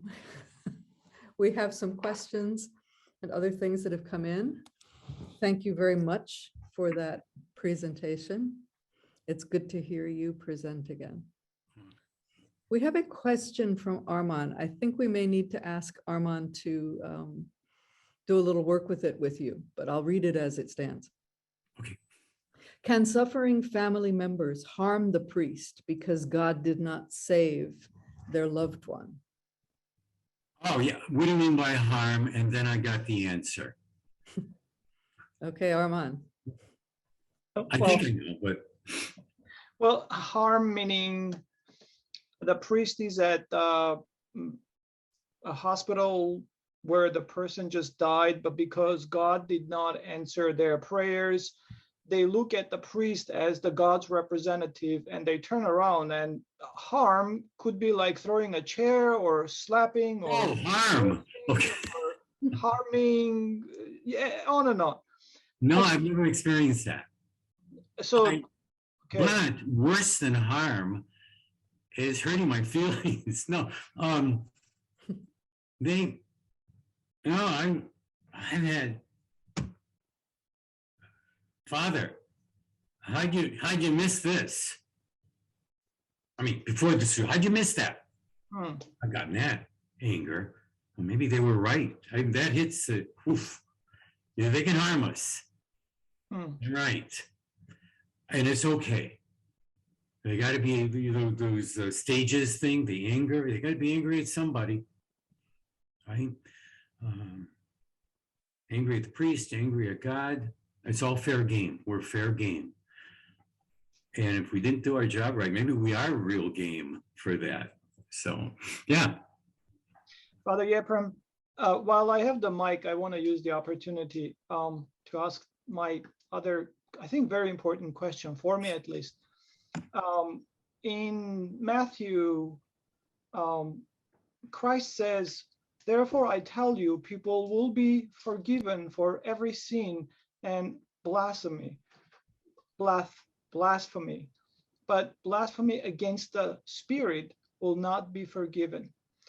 In your experience, have you had a situation where people were so angry because they lost someone and they did swear at the Holy Spirit, yet as a priest, I know God doesn't need our protection, but we want to protect these people, saying, listen, that's not going to be forgiven to you. Don't say that.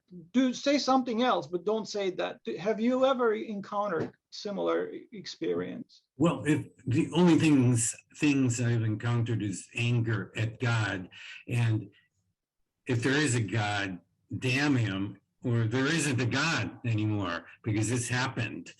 Sure, I've experienced that.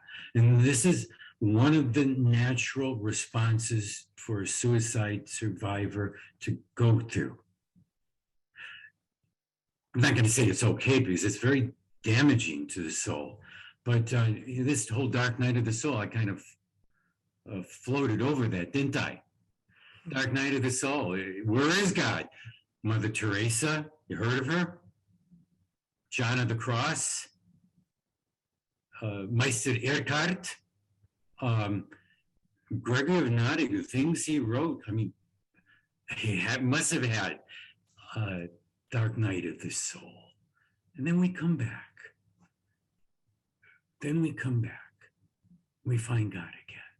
We find God. He didn't go anywhere. We find, and that's why we're there. Yeah. Priests get chairs thrown at them. Thank you. No, I'm just. It's okay. Thank you, Father. Thank you. I have a question of clarification, Daryabram.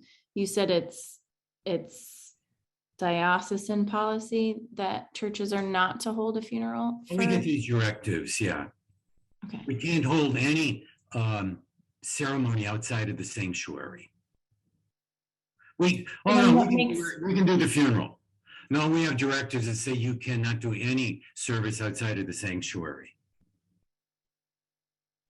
All the priests know that directive. But if the family requests it, we should do it outside of the sanctuary, in a field, by the beach, wherever they want it, especially in the case of a suicide. But you are allowed to hold a funeral service, a traditional funeral Absolutely. service. I thought I made that clear. That's the first thing. Yeah. One of the first things I learned at the seminary from Archbishop Didon. You will do the funeral.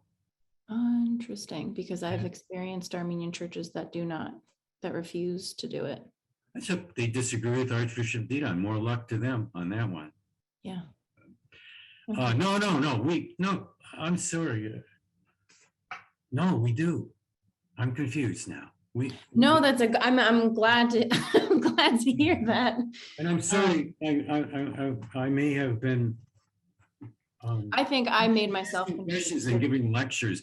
I thought I made that clear. Absolutely. We do. I think I was confused because I've experienced situations where the church did not allow for those services, which I think is bananas.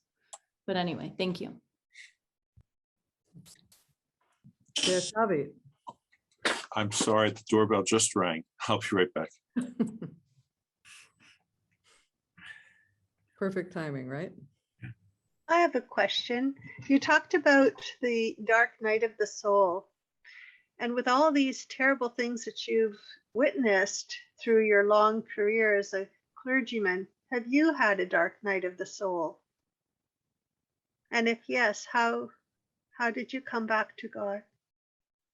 Well, of course I have. I'm the melancholy Dane of the Armenian clergy. Of course. I don't know you, so tell me. Yeah, of course.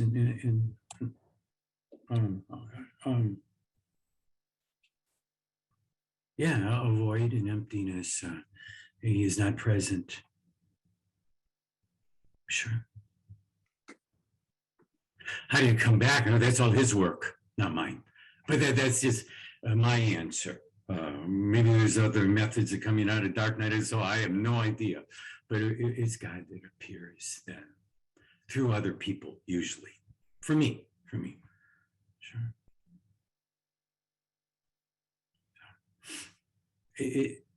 I won't say anymore. Sure. I answered the question. Yes. Yeah. And have you done things to protect yourself? Like as Deacon Yedvan talked about self-care indirectly. He didn't use that term. Just threw it away. What kind of self-care do you do to protect yourself from being a witness to all these horrible, sorrow, sad things in life? I'm smiling, but I'm not smiling. I don't do anything. I think my ministry over the years has simply been to feel the pain, let it come. It helps me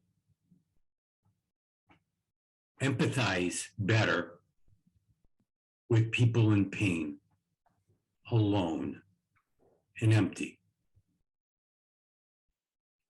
So it's not that I don't do self-care, but I don't do that type of self-care, right? And this is just an individual answer. This is not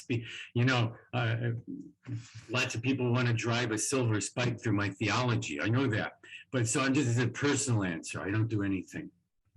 I appreciate the fact that I can have those feelings so I can empathize. I don't advise that for anybody else. Because I find when I'm with grieving people, Huh? I get so tired because I do empathize. I have a big heart. God gave me a lot of love for hurting people.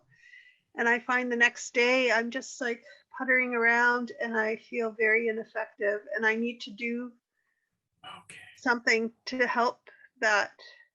I may go for walks. I may, do some art, do something that feeds my soul, just because the pain was, even when I'm not aware of it, but when you walk out of that room, the heaviness of what you witnessed, it still claims a part of you. You carry it with you. So I've read about self-care, how important it is to debrief with others that are working with you, and to do things that nurture you. Everybody's unique, so everybody has different forms of doing self-care. So I bet you have done self-care, but just haven't been aware of what you have done. Maybe you've gone home and dumped it all on Judy and told her what happened and how it hurt you. No? Okay, sorry. I don't know what you could have done, but I'm sure. You have added to the presentation. Thank you. You answered it. Take a walk. Go back to those places that give you nurture again. Nature. Talk to somebody. Share with somebody. Those are ways of consoling self again, strengthening, comforting and strengthening self again. And I get, truth be told, I read the gospel reading every day. I stick with the calendar, and many times something is said to me, but mostly it's through other people. When I get back, I live in the ministry, and I'll find something in hope that I see in other people that'll awaken hope in me too. Being with people. Thank you, Derhard. Dev Tavit? Yeah, I just wanted to mention, it almost should go without saying, but I think it needs to be said, that there's dogma and doctrine and canons, and not everything has the same value in the history of the teaching of the church. Canons are changeable. Canons are temporal. And some canons are written in such a way that the church has seen fit to keep them for many, many, many centuries, and they've kind of become integrated into the regular church canons practices. Other canons have gone by the wayside, and rightfully so. If you study canon law, you'll see that there's all kinds of things that should not be used at this time, in this place, in this diocese. Hajjag Surbazan said many years ago, when he was primate, that we need to reassess our understanding of suicide and our response to suicide in light of our current understanding of mental illness. And the suicide that took place in our parish, when I spoke with Daniel Surbazan about it, he knew the person, he knew the family, and he said he wanted to come out. Were it not for the travel restrictions that were in place because of COVID, he wanted to come out to be here for the funeral, to preside. So that's changed. So I really believe that functionally, the church will do the funeral for suicides, and I don't think those old canons are something that are currently being observed, nor should they be, because of our more full understanding of mental illness and how it's developed over the centuries. Thank you. It was my seminary education 50 years ago that said we do them. So I don't know.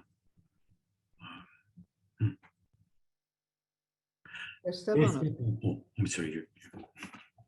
I'm so sorry. I was here name only in a way. I had unexpected guests pull into the church that I had to entertain. But I just caught this tail end of Der Yeprem's presentation. And this last conversation that we're having reminds me so much of, I think, my favorite saint. And although she's not a saint in the Armenian church per se, I would say that she's covered in the All Saints Day, known, unknown, but Mother Teresa, Saint Teresa. I mean, the faith that she had that drove her to do what she did for so many people, like a heart that was bigger than her petite body. Yet, and I'm going to put it in the chat here, you know, her dark night of the soul, her struggle with faith and an emptiness. That dichotomy is so real. And I empathize with that. I connect with it in a way. There are times that it can be very, very challenging. And also who I'm growing more and more thanks to Tom Samuelian's translation. And I look forward to Abraham Terrian's translation of Noddick. I mean, we know, I don't know if you were reading something earlier. I couldn't catch it because I was in this meeting, but I mean, Noddick's words for a pain-filled, anguish-filled soul, you know, we connect with Noddick. And I mean, it's just surreal that he is like the most appreciated Armenian saint and mystic in the world. And yet, you know, his life was like a dark night of the soul. But I don't know, maybe there's some holiness. There's got to be holiness in the darkness, right? I don't know. Anyway, sorry for coming in at the end here. Oh, it's okay. But thank you for expanding on Dark Night of the Soul with Mother Teresa and with St. Gregory of Noddick. Thank you. I appreciate that. Everything he writes, you can tell he has been there, and we can associate with it. You know, I used him as my point of reference for the sermon on All Saints Day, on that, whatever that was, Saturday, was the next day, the Sunday, in his, I think it's prayer 91, where it's about the lives of the saints. And he talks about he's beating himself up as a part of the process of as we are as Christians, right? And so, and there's such great repentance. So we can be, you know, the most horrific people, but with great repentance, we're saints, right? Yeah. Thank you. Thanks, Jedi.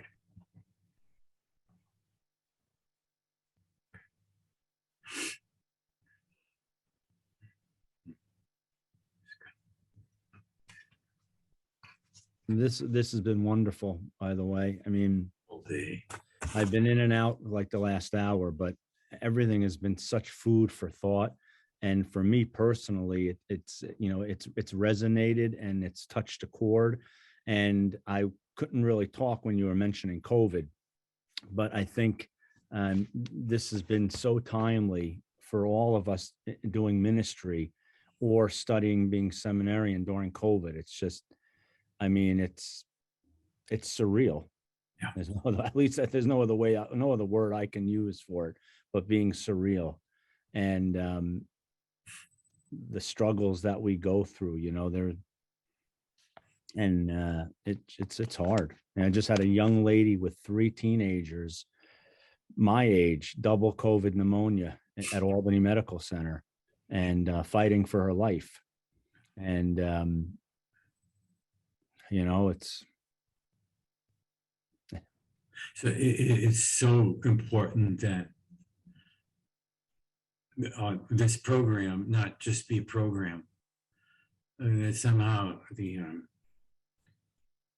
all of our churches get more up to speed. All of our parishioners get up to speed on at least what we've been talking about today, because healing is, go back to you, healing is so necessary right now more than ever. And then we may be starting a mental health thing on VEMCAR. We're going to be getting that going hopefully in January. Maybe dealing with a lot of these things. So, let's see.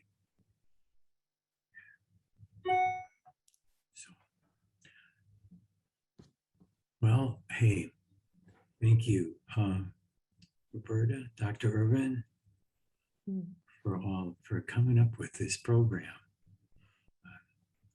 Appreciate Thank you, Dad Hyde, and thank you, Deacon Yervant, for spending a day on a heavy but essential topic.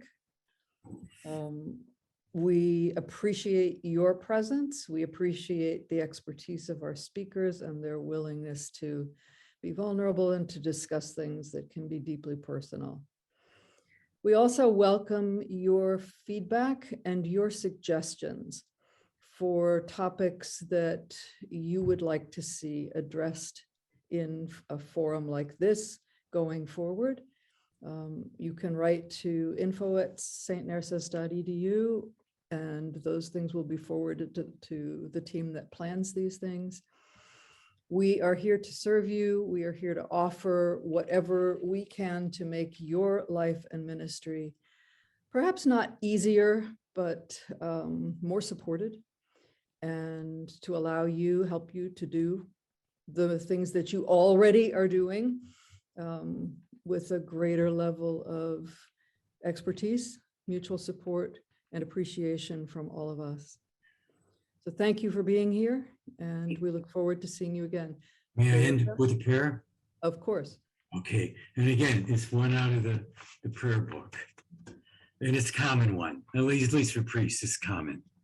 The one that starts out, Hans din itzeres go hamen einsham. So English though. Heavenly King,